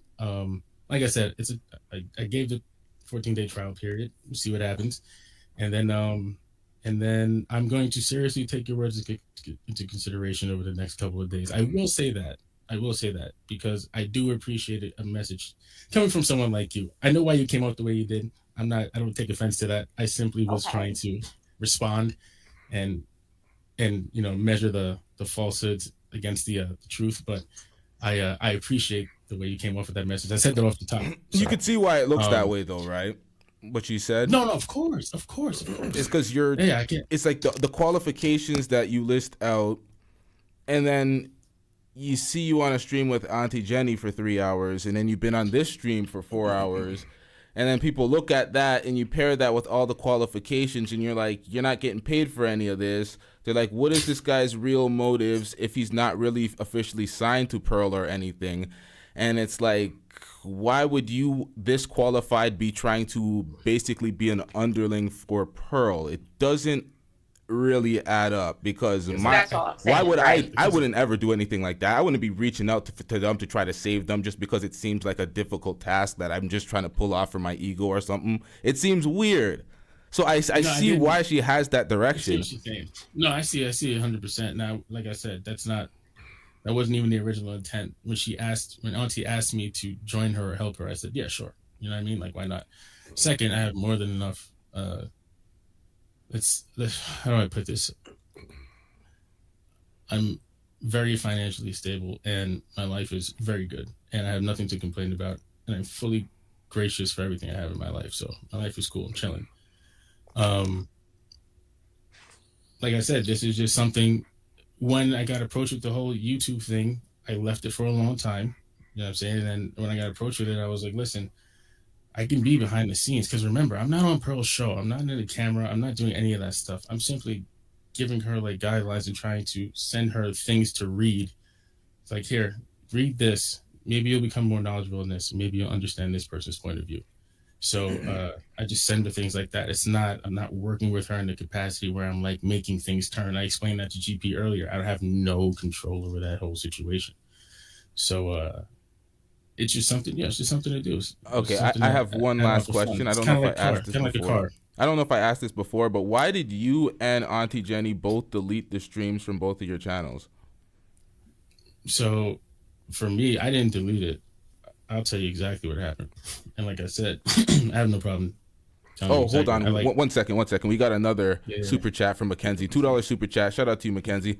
You giving her a 14-day to see if she stopped being racist? Yo. I saw that. Yo. I saw that joint. Oh my God. Yo, I tried that. Mackenzie in the chat, like. Yo. Anyway, when I apologize. When Christy O was asking a question, somebody asked about your qualifications. So, how far did you get with the? Was it DM? The DM? Did you get past the DM5? Like, how far did you get with that? The DSM-5 is only a manual, and then you get your psychology degree is like 13th grade, so that was really easy. You get your master's. To get your master's in psychology, you're basically paying for it. And then, so after that, I joined the American Psychiatric Association, the American Psychological Association, and the American Medical Association. And then I started going after continuing education credits to substantiate the knowledge that I was obtaining. And then from then, I just been doing that. I did a little bit of I dabbled in like the psychoanalytic research and stuff like that, and writing scientific journals and contributing to the anorexia paper and the DSM-5 revision in 2022, but I never, or 2021, late 2021. But I never really. I'm sorry. I was going to say I never. And this is going to be, since Cynthia already told me not to be politically correct, the direction that the psychological associations are going and the medical associations are going, they're really pushing forward that grooming children and the trans movement, all that stuff, and that's when I was out. All right, I'll let you get back to the previous question about the video. Yes, that question: why were the videos deleted? Yeah, so like I said, so I'm gonna be completely transparent about that. Sorry, excuse me. So what happened with the video was, like I stated before, I told Auntie Jenny. Excuse me, I'm getting a little bit tired. Okay, so what happened was, like I said before, I told Auntie Jenny, right before the podcast, I said, listen, don't name drop. Don't get all hype and emotional, whatever.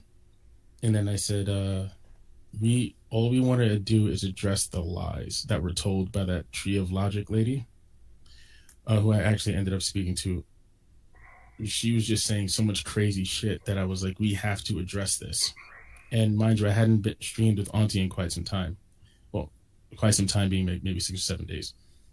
So we went on the stream, and that's what was happening. We were just addressing the lies, and I was also addressing O'Shea.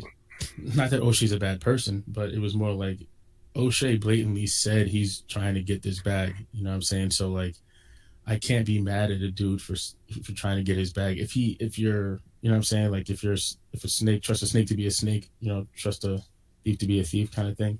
Not saying that he's a snake or a thief, but whoa. O'Shea is a full-time content creator. This is just another story for him. I don't think he's trying to slander people purposely. That's what I'm saying. That's what I'm saying. Like if he's just doing his due diligence as a content creator. and and that's what he does. So I was trying to sway off the narrative that he's just running with a story for fun. My thing was the information that he got was false. So it was to denounce the false information. When Aunty started going off on Blessing, and like I said, she prefaced it with, which I believe, and I think she understands that, I believe that this is some form of disrespect, especially because we're doing this as friends. Like, we're not getting paid to do this. This is just something fun that we do because we like doing it. We like talking to each other. When there's an agreement, she said, I know Kavi's going to get mad at me. And I know he's going to tell me. And he told me that I shouldn't do this, but I'm going to do it anyway.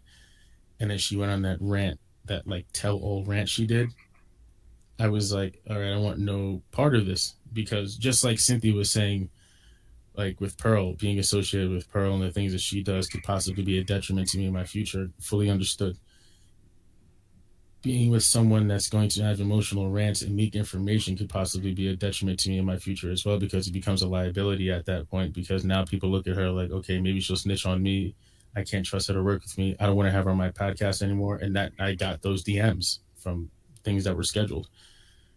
So I was like, well, I don't want this on my channel right now. And there were other people that were concerned about it. And I said, okay, so basically I'm going to take this off my channel, because I didn't want it on my channel in the first place. Sometimes she just does the StreamYard on my channel, or like it'll just pop up in the StreamYard thing. I usually use the StreamYard to do like talks about psychology or whatever. But, so yeah, I went it off my channel, and then on her channel, I was like, we should definitely make this private and discuss all the things that you said, because some of these things are incendiary and inflammatory, and it's not like you have credible factual data or backing for this stuff, and this can come back to shoot you in the face. So yeah, you can release it. You said it, you can release it, but let's take some time to really go over this. Was my thought process before you release something like this that can really like cause a severe detriment to your career, whatever, especially if you're speaking out of emotion and not necessarily rationale, where you're saying things but they may not be true. And then the fact that she didn't let Blessing speak with that whole camera thing, and I wanted to do due diligence for Blessing, because yeah, the internet beef and drama is cool, but when you step back and take a look at it as a human being, like not being politically correct anymore, I don't give a fuck. Like when you look at it like that,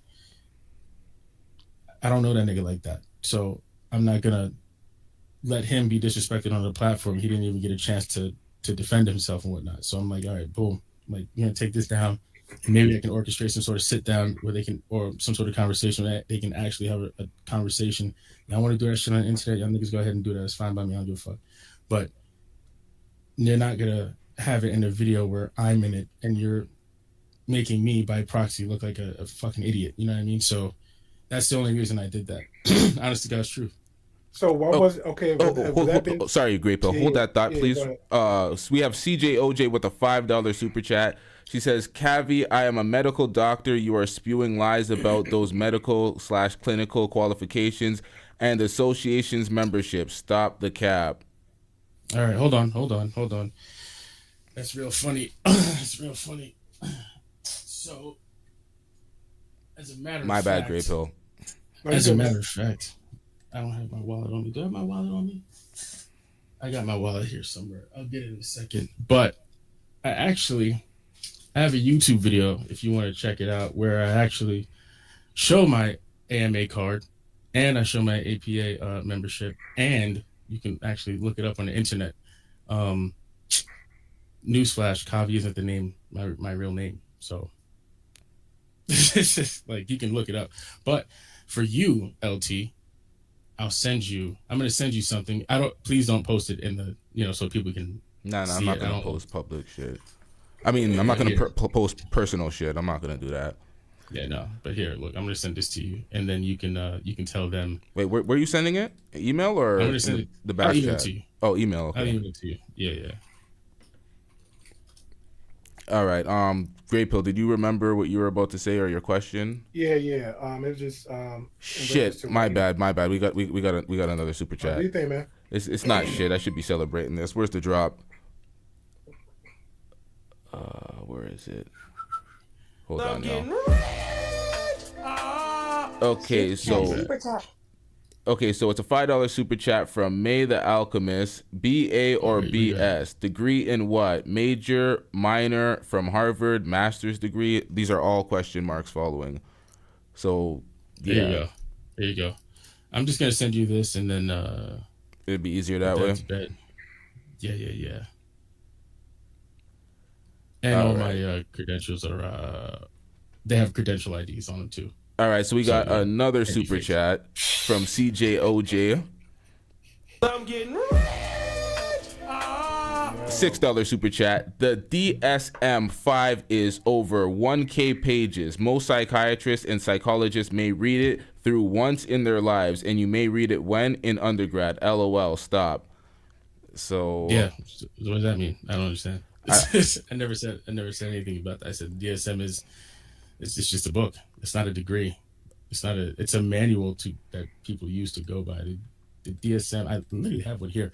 As a matter of fact, most psychologists like to go by the DSM-4.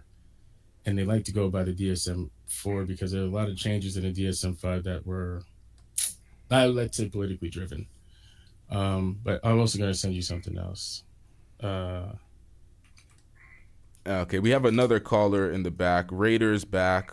This is the second time you called in, but you didn't call in with a camera, but at least you have a picture. Did you want to get something on the topic? Do you want to? Oh, but Great Pill, I interrupted you, so we back to Great Pill, and then Raiders, you can get your point across or question. Yeah. So with all that being said, it's like the aftermath. Then it's like the resolution. So we didn't have this conversation before. Auntie Jenny came on the camera, like, "Look, Auntie Jenny, don't act stupid," and then and she acted stupid. That's well, it's gonna be a terrible clip, but that's what I was explaining to you before. Is that okay? So I don't know, man. At that point, it's like it was on yours channel and hers. Yeah, like so. You know how I don't know if you ever StreamYard before. You ever used it before? The dumbest streaming. I hate that. Yeah. Oh God. So like my YouTube is on there with the rest of her channels. Mm-hmm. And so sometimes she'll click mine or we'll click Auntie Jenny and mine, sometimes by mistake, sometimes, if it's something I want to talk about. And then I realized it was on mine because people were hitting me up like, yo, this stream is on your shit. And I was like, what? Because I don't have that many subs. I don't do YouTube like that. You know what I mean? Like I do tutorial videos for hardware. So I'm like, I don't use YouTube like that. And I saw it and I was like, oh, no. Can't have that. So that's what happened. Yeah. And then, like I said, I gave the explanation as to why. It was because there was a discussion beforehand. Yeah, I didn't want to be associated with that, like that low resolution. I think I said earlier when we first started talking, it's like that low resolution, low vibration, low IQ. I just couldn't do it. Not that it's not okay and it's not fun sometimes, but like when it's that kind of rant and you feel that like that vile kind of energy, you know what I mean? Not that I want to speak in energy, but that vile communication. I get it. I'll end like this. Let home at the bottom go. When it comes to that, like I don't know, bro. For me, I really be thinking I'm the dumbest one in the room, and then I be hearing people say the other stuff. I'm like, yo, this is so basic. Then how am I the dumbest one in the room, but yet the smartest one coming on top? That don't even make any sense. So if you knew Auntie J back in the day and she needed help in YouTube, and you knew, because again, I only going by what I see her present herself on the video. Emotional was all get out. The drinking in that one hand and all this stuff going. Even when her and the other chick going off. I see that, I'm like, ain't no way I'm having you on my platform. There's people that I came across on panels that swear they got 20 years of experience in IT, and my mic is better than theirs. Make that make sense. And they're like, yeah, Great Pill, I'll come in. Nah, you would never come on my channel. I'm still listening, by the way. No, you're good. You would never come on my channel acting the way you is, or the lack of, quote-unquote, professionalism you qualify, you say you have, and you're not showing it. it just no way. So Right. I don't see why would you, Right. we will entertain those type of people. Like, hey, Auntie Jenny, I'll talk to you in the background. You go on your channel because she was bragging about that. Yeah, I got this channel before. Pearly got me. Okay, cool. Hey, let me give you a note. You go on your channel, do you? I'll be on the stream in the back, send you stuff in a private chat like, hey, good job, whatever. But I'm not gonna put my face with yours and you acting like that. Nah, it just doesn't make any sense. Like I really pick like exactly. Yeah, some people. I'm again, all the stuff that you claim, I don't have. I'm like, hey, Christina's saying she got some pull. Hey, baby girl, help her brother out. You know what I'm saying? Give me some kind of advice, and little tip. Trust me, I'll take that crumb. I'll make loaves of bread out that, Christio. I'll make loaves of bread out of it. So you got. I'm again, same conversation with anybody else. You got to be very careful. It's just not adding up. You got to be very careful with the platforms you come in, who you associate with, because that crap comes back and bites you in the ass. Like, oh, you work for that employee? That's so today. Oh, by the way, I just went on my bed for a second. I was looking for this. I just got my my APA 23 thing for the stupid convention they have every year. It's stupid now. It wasn't stupid before. And like I said, part of the reason I got out of it was page 14 because I did a video on this.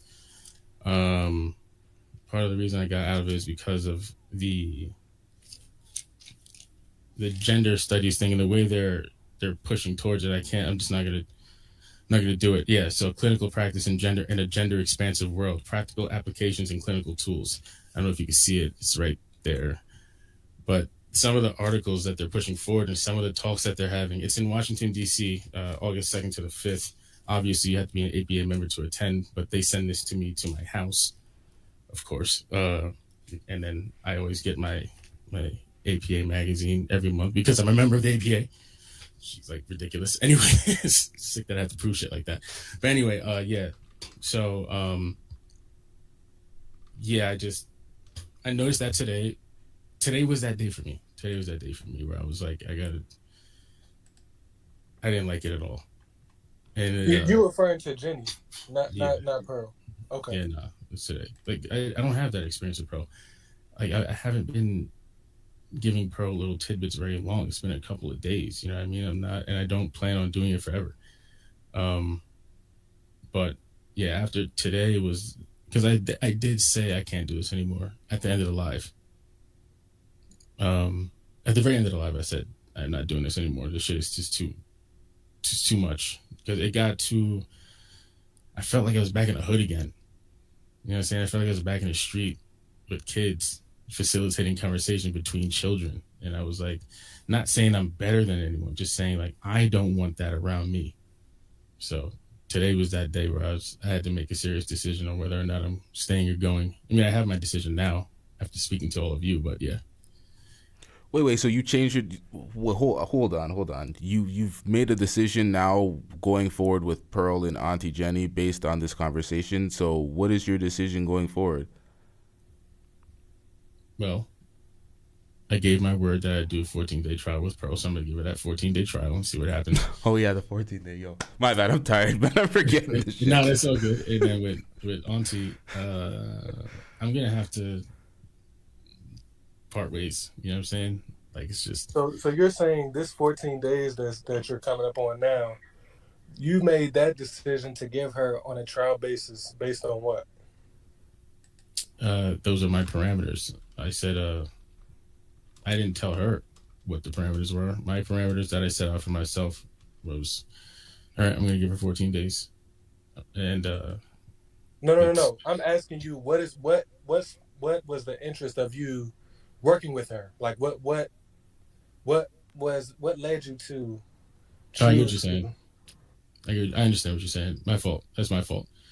And I appreciate your question, by the way. So yeah, there was like I said, it was more of a help thing.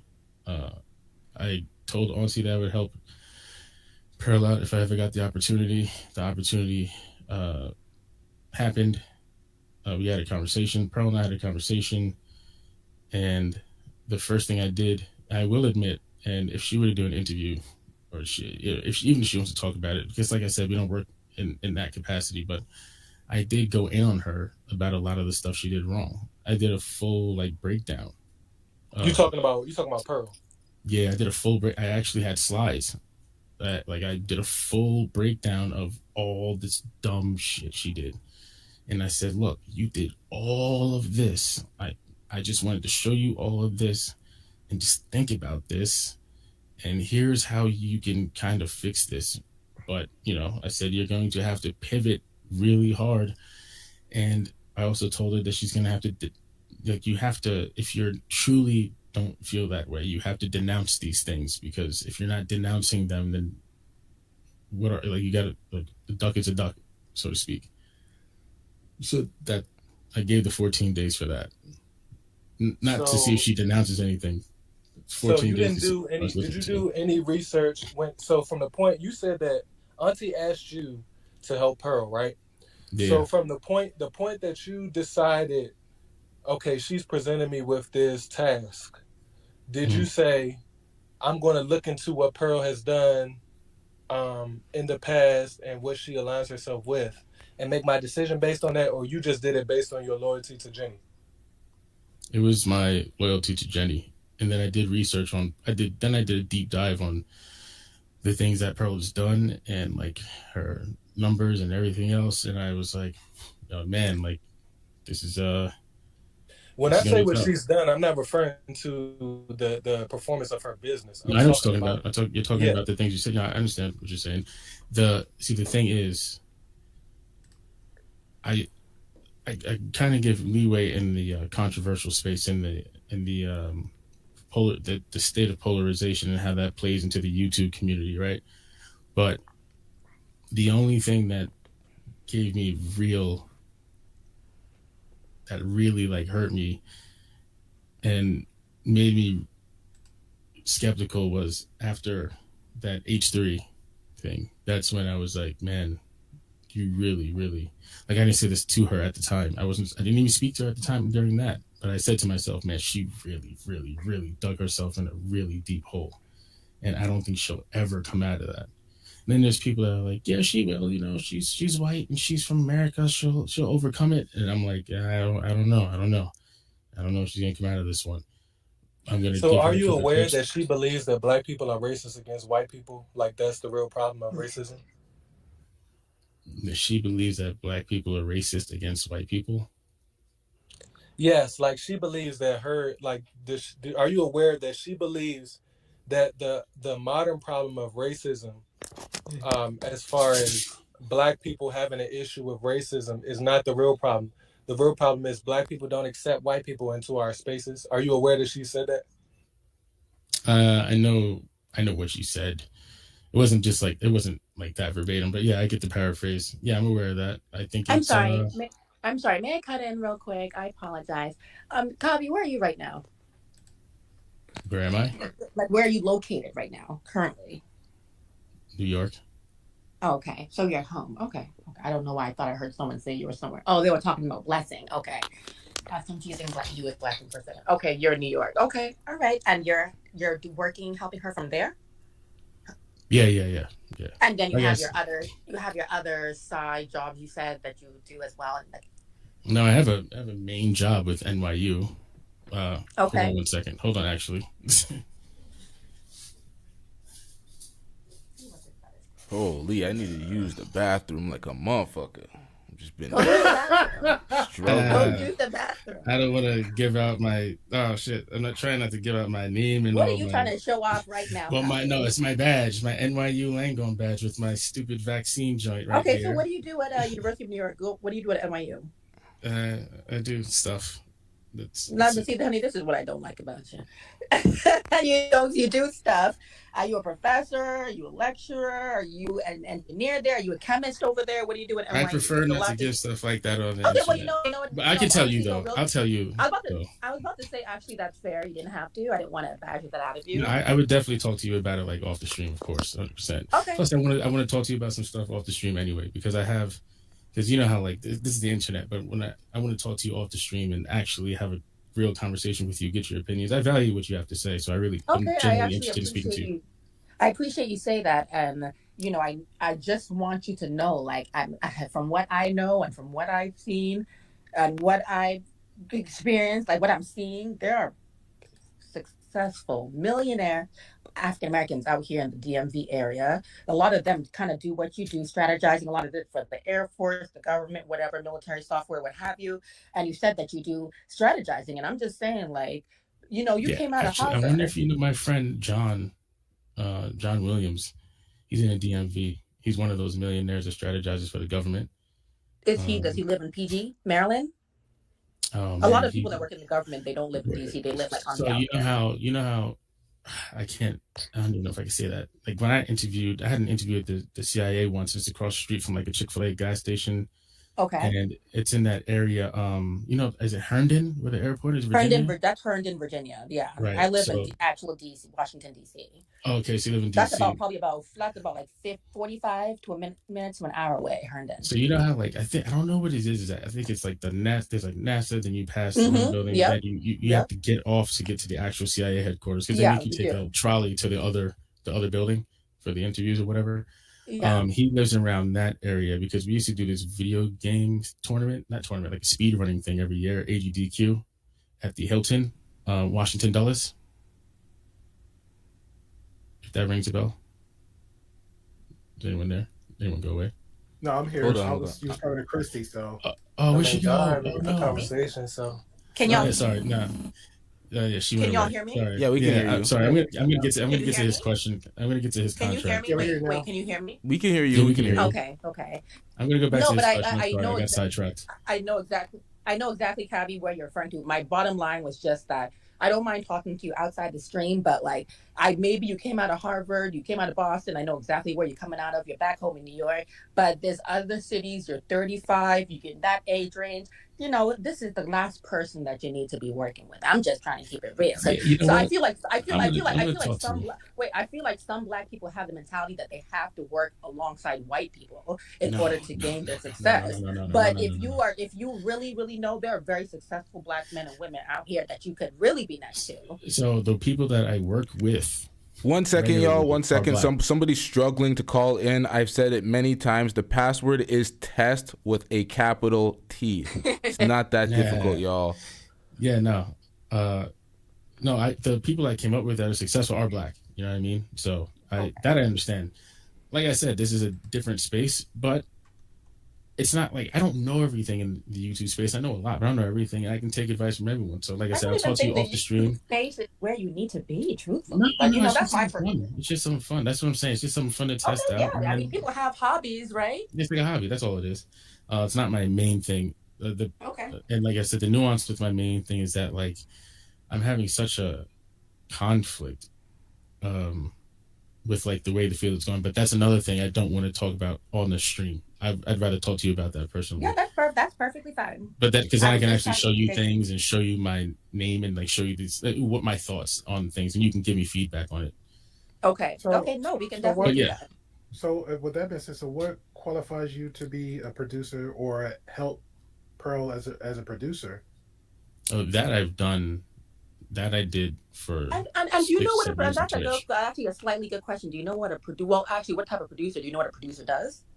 Well, it depends. Like the way that some people like the title, they like the name, but they don't really know what. That's the title that they gave me. You know what I mean? So that's. Okay. Well, I don't call it. I call it copy editing. You know, that's what I technically do. Okay. You know, she wants the grand sounding names and titles. Yeah, you know how it is, man. Like I said, I'm not as dumb as I look. No one said you look dumb. Yeah. So I'm just saying, you look dumb working for Pearl. That's what. I feel you. I feel you on that 1,000%. I mean, you would look dumb as a black person. That was why I was asking you more so questions. Do you see yourself as a black American? Like your parents, you said you identify with Jenny because she's Bayesian. So is your family line through the history of slavery, or do you consider yourself as an immigrant that is not part of this culture? No, I'm not an immigrant. I was born here. I'm Bayesian, of Bayesian descent, of course, but I was born here. I mean, anyone who knows the history of Barbados also knows that a lot of slaves came to Barbados. It was one of the biggest hubs for slavery. No, I like being a black American. I'm proud of it. And I take all the bad things that happen and all the good things that happen. I don't make excuses. I'm not a victim.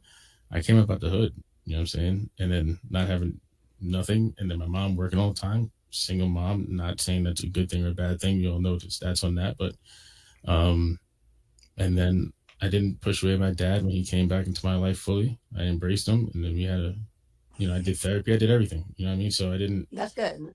That's good for you. I didn't try to. I don't deny. I'm black. I'm always going to be black. So yeah, no, I don't. Wait, hold on. I'm sorry. I didn't mean to interrupt you, but LT. I'm sorry, honey. Real quick, LT. I know. Maybe I'm wrong, but I think the rule was if you're coming up for the first time, came up. I know Raiders back came up, which is cool, the picture. But now everyone's gonna start coming up with a picture. I think the rule is for the first time, you have to cam up. The only reason why I have a picture is because I cam up all the time. Yeah. But if it's your first time, if it's your first time, you got to cam up. You can't just come up with pictures because anyone, and that could be anybody. Oh, I thought that was a video. That's a picture. I was just waiting for this nigga to move. I'm not gonna lie. Holy shit. The same thing. I was about to introduce. I'm like Mackenzie because he was dropping all the super chats. You are absolutely right about that. I made the exception for Raiders back because why did I do that again? He called in twice and I just said fuck it. He had some issues. I think that's what it was. He had issues. No, that's absolutely right though. Mackenzie, you were giving a lot of super chats, so I'm a little on the fence with this, but I have to follow protocol. We're gonna have to drop you down if you don't cam up. We want to keep the panel authentic. We want to keep the panel good. We want to keep the channel looking good. We want to keep the visuals looking good. And that's so true. Presentation and cohesion. Yeah. I was about to say that the more people on camera, it actually does look better. Much better. So you gonna cam up, Mackenzie? Yeah, I'm gonna log out and log back in. All right, cool. Raiders back. You gonna cam up? I mean, I was asking them these questions. I'm on the move, like I said. If my connection. No, yeah, I do answer your question. So you have another question. I think I answered that one, but yeah, the next question you had. Yeah. So as somebody that says that they identify with being a descendant. No, I had to mute you for a second. Raiders back. We're not gonna move forward until you cam up, unless you cam up, because I don't know why I made that exception, actually. It's good that Christy called me out, held me accountable. We're going to have to cam you up or you're going to have to be gone. Sorry, sir. It is what it is. Yeah, that's crazy that the person with the picture did that. But that's cool, though. She is a recurring guest. I'm up here all the time. That's cool. I'm up here all the time. Because I really was up here for a short time. And then the conversation got cut anyway because I got shit to do right now on my side anyway. But y'all have a good evening. All right, man. Shout out to you. But, yeah. See, I don't want to leave people salty and shit, but the rules are the rules, and I bend the rules a little too much sometimes, and you got to be stern on the rules. If you are a repeat caller, wait, where did Moxie go? Did I hang up on Moxie?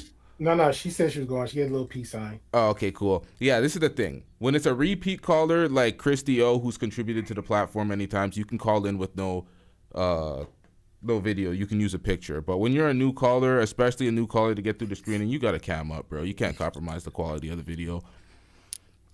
But it is getting very late, y'all. Do y'all have any last questions to close this out? Oh, we got some. Oh, yeah, I forgot. This nigga said he was going to call back.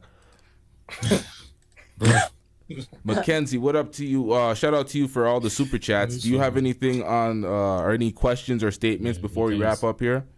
Yeah, I have like a few questions. How you doing, Mackenzie? Hey, how you doing? The super chats I sent, the dude didn't answer the questions. He like in between his long rants, he'll throw in like a little thing here and there so he could say he did. Ask the questions. Like, all right, so are you an employee of Pearl? No. Okay. So you said 14 days. You're gonna give Pearl 14 days. Is it to change her from being a racist supporter of white supremacy, or is it what is the 14 days for? Make it brief. To see what influence I have. So it's not to change her stance on her anti-blackness, or on her racism, or white supremacist stance. It's not to change that, right? If my influence can do that, and that is my goal, then yeah. But is that your goal? You said if. Absolutely. You said if. So what was the if? Yeah, if that's my goal, then yeah. Yeah. Is that your goal? You say if that's your goal, but is that your goal? I meant to say, is that my goal? Yeah. Yeah. So yes, that is my goal. So that is your goal. Because I know you seem like a very intelligent guy, you know. So yeah, I'm just gonna answer your question straight up. What's the next one? okay, so yeah, so the next one is okay, so like you said about that okay, so are you one of those Anton Daniels kind of guys, those self-hating black conservative grifters who is trying to perpetrate themselves in like a regular black guy um image in order to try to sway us to like in whatever avenue that you want us to go to? Unpack that. Is That question is convoluted. Unpack what a regular black guy Okay, is. so all right, so you got guys like the conservative twins who are anti-blackness, who are self-hated. They hate themselves according to what they say in the contents they put out. It seems like they hate themselves and they're anti-blackness. That's what they spew online all the time. Pearl, it seems like she's trying to she loves the money. So it seems like she's trying to grift into the conservative space. You get what I'm saying? But she I can't do. quite fit in, you know? And then Oh, it's okay. I see where you're black going with space. this. Go ahead. No, I'm sorry. I didn't mean to cut your eyes. Actually, thinking out loud. I do see where you're going with this. Am I that guy? No. Do I hate myself? No. I love myself, my daughter, my family. I have all my friends. Oh, not that it matters, but I have black friends, white friends, whatever friends. It doesn't matter. Now, I will say, and I don't care if this is clipped up. I will say I can see where you're coming from, because I'm not going to use the word grift because I just don't use that word with anybody, but I do see like the pivot. I think that's a better word. I can like see the pivot. And is the pivot disingenuous? Yes. Right. So that, I mean, it could be a disingenuous pivot. Sorry, there's a weird bug on my computer desk. Yeah. That is something that I am observing right now. I'm making observations, not accusations, and then after my observations are complete, I can report, I can Yeah. report what I've understood, what I've come to understand. That's a fair answer. But yeah, go ahead. Hold on real quick. Alexander Odin with the $2 super chat. He says, "Who decided to take down the live stream exactly?" Did we answer that already? Yeah, we did. Yeah. We did answer that. I want to finish with Mackenzie because he has great questions. Yeah, so that was a fair answer.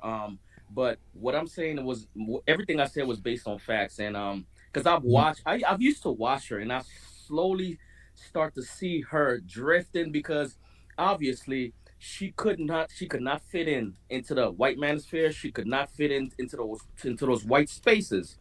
Mm-hmm. But because black people, particularly African Americans, are so inviting. They welcome everybody. You get what I'm saying? Absolutely. And then that's a spit in the face when they have open doors for you. You come in there, you bring racists to spew anti-black, white supremacist talking points, and to slowly drift into the Candace Owens kind of realm, anti-black. You know what I mean?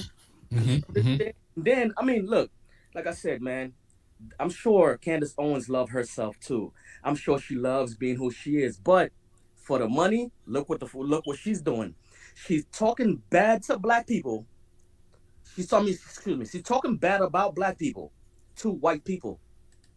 That don't make any sense to a white audience. You're telling black people, "Hey, you're this, you're that. You can't read," but you're doing it to a white art. You're talking to a white audience. That don't make any sense. It's like it's a minstrel show. No, I agree. I agree with you. I mean, I pick apart Candace Owens, like, good and bad or whatever, but I completely understand where you're coming from. 100% cannot be denied. But so I mean, but like, okay, so they claim Sarah Garvey was talking about how her manager is Candace Owens, is the same manager as Candace Owens. Don't you see the connection? Ooh, now we're getting deep. It's the connections. I mean, that's what I'm saying. So together, her manager did not manage Candace Owens. Well, they're tied. I can see where he would draw that conclusion. Absolutely, yeah, I can see where he would draw the conclusion. Yeah, no, I'm not disagreeing with what you're saying. That's why I don't respond to like super chats. I like they're funny to me and whatnot, but I like talking to people and having conversation because if you want me to be, you know, straightforward and transparent with anything, I will. I completely agree with what you're saying, and I get your viewpoint. I mean, I agree with everything you're saying fully 100%, but a lot of it, you know, it can't be denied, and I'm not going to be that person to deny that. I also understand that where you're coming from with the, you know, the self-hate, the conservative thing. I get all that. And you're talking about the Hodge twins, I believe. I believe they're more of a satirical view. I don't think they actually hate black people, but I get what I also see where you could be coming from with some of the videos. Yeah, the majority of their videos, I see what you're saying. So I see your viewpoint, your standpoint, where you're coming from. So let me ask you a question. And then, because then, you know, you can finish. I just want to ask you a question just to get your point of view on things. So at what point do you think you took the ultimate shift away from Pearl? And what do you define as being black and black culture in America? Okay. When I took first time I started taking the shift is when like in between her shows, you know, she'll throw like a little bone out there. Like basically she'll throw something on the wall. She'll see if it sticks. Okay. Mm-hmm. Oh, I got away with that. Next show, let me see if I can throw 2. You get what I'm saying? So she had asked something about a music and something about an artist, and then her audience, I mean her guests were saying, "Oh, you don't know that song?" She says, "Oh, no, I don't know that song. I only listen to country." I'm like, "Whoa, wait a minute. You only listen to country?" I'm like, "This is so disingenuous." I'm like, "Okay, I see where this is going." It's only so long a fake person can pretend. You get what I'm saying? Yeah. That's how white people, they don't cultural gatekeep, but they do cultural gatekeep. You get what I'm saying? So that's why when you have all these so-called black conservatives, when they go into that grifting stance in a white political realm, they have to tote the line. They have to spew a little bit of anti-blackness every once in a while to show their allegiance. You get what I'm saying? Okay. Now, go ahead. No, continue. No, I'm so sorry. Continue. All right, yo, we're wrapping this up soon, so y'all can keep this. So I'll finish. Quick, yo. Yeah, I'll keep this. Let me wrap this up. I apologize, LT. So right. So okay, since you said the anti-black thing or whatever, can you define what blackness is and black culture in America so that I know what anti that is? What is the antithesis to that? Loving yourself. Are you Nigerian? No. Okay, somebody had mentioned that in the chat. But like, let's say if I'm Jamaican or something, or whatever country or whatever nationality, you know, there's a sense of togetherness. You get what I'm saying? It's not a code, but you know what I'm saying? It's not a code, or you're supposed to do this, you're supposed to do that. It's like you know better. You know better to go on there and be so blatantly disrespectful. And you're allowed to do that because there's no consequences. You get what I'm saying? Because if those consequences necks was being broken, bones were being broken, all these guys like Anton Daniels and all these compromised Negroes would know how to act. You get what I'm saying? I get what you're saying, but what is blackness in America is what I'm saying. Like, what is your definition of it? Loving yourself. If you can keep it concise. Okay, blackness in America. What is it to be black? Okay, to be black in America, look, love yourself, strive to be the best. Nope, and there he got cut off. Now we're wrapping up the show, man. You're asking loaded questions a little too late. Now I'm being an asshole because I honestly don't give a fuck. Shout out to everybody. We hanging up on everybody. Have a good night, man. Sorry, y'all. I'm just hanging up on folks. I've actually had it. This has been too long. I really don't give a fuck about Pearl that much. Like, come on, man. Holy fuck. I need to take a piss. It's late at night. I'm sorry, y'all. Shout out to everybody for the super chat. Sorry for the abrupt ending, but fuck it, man. I don't care right now. We out. Yeah.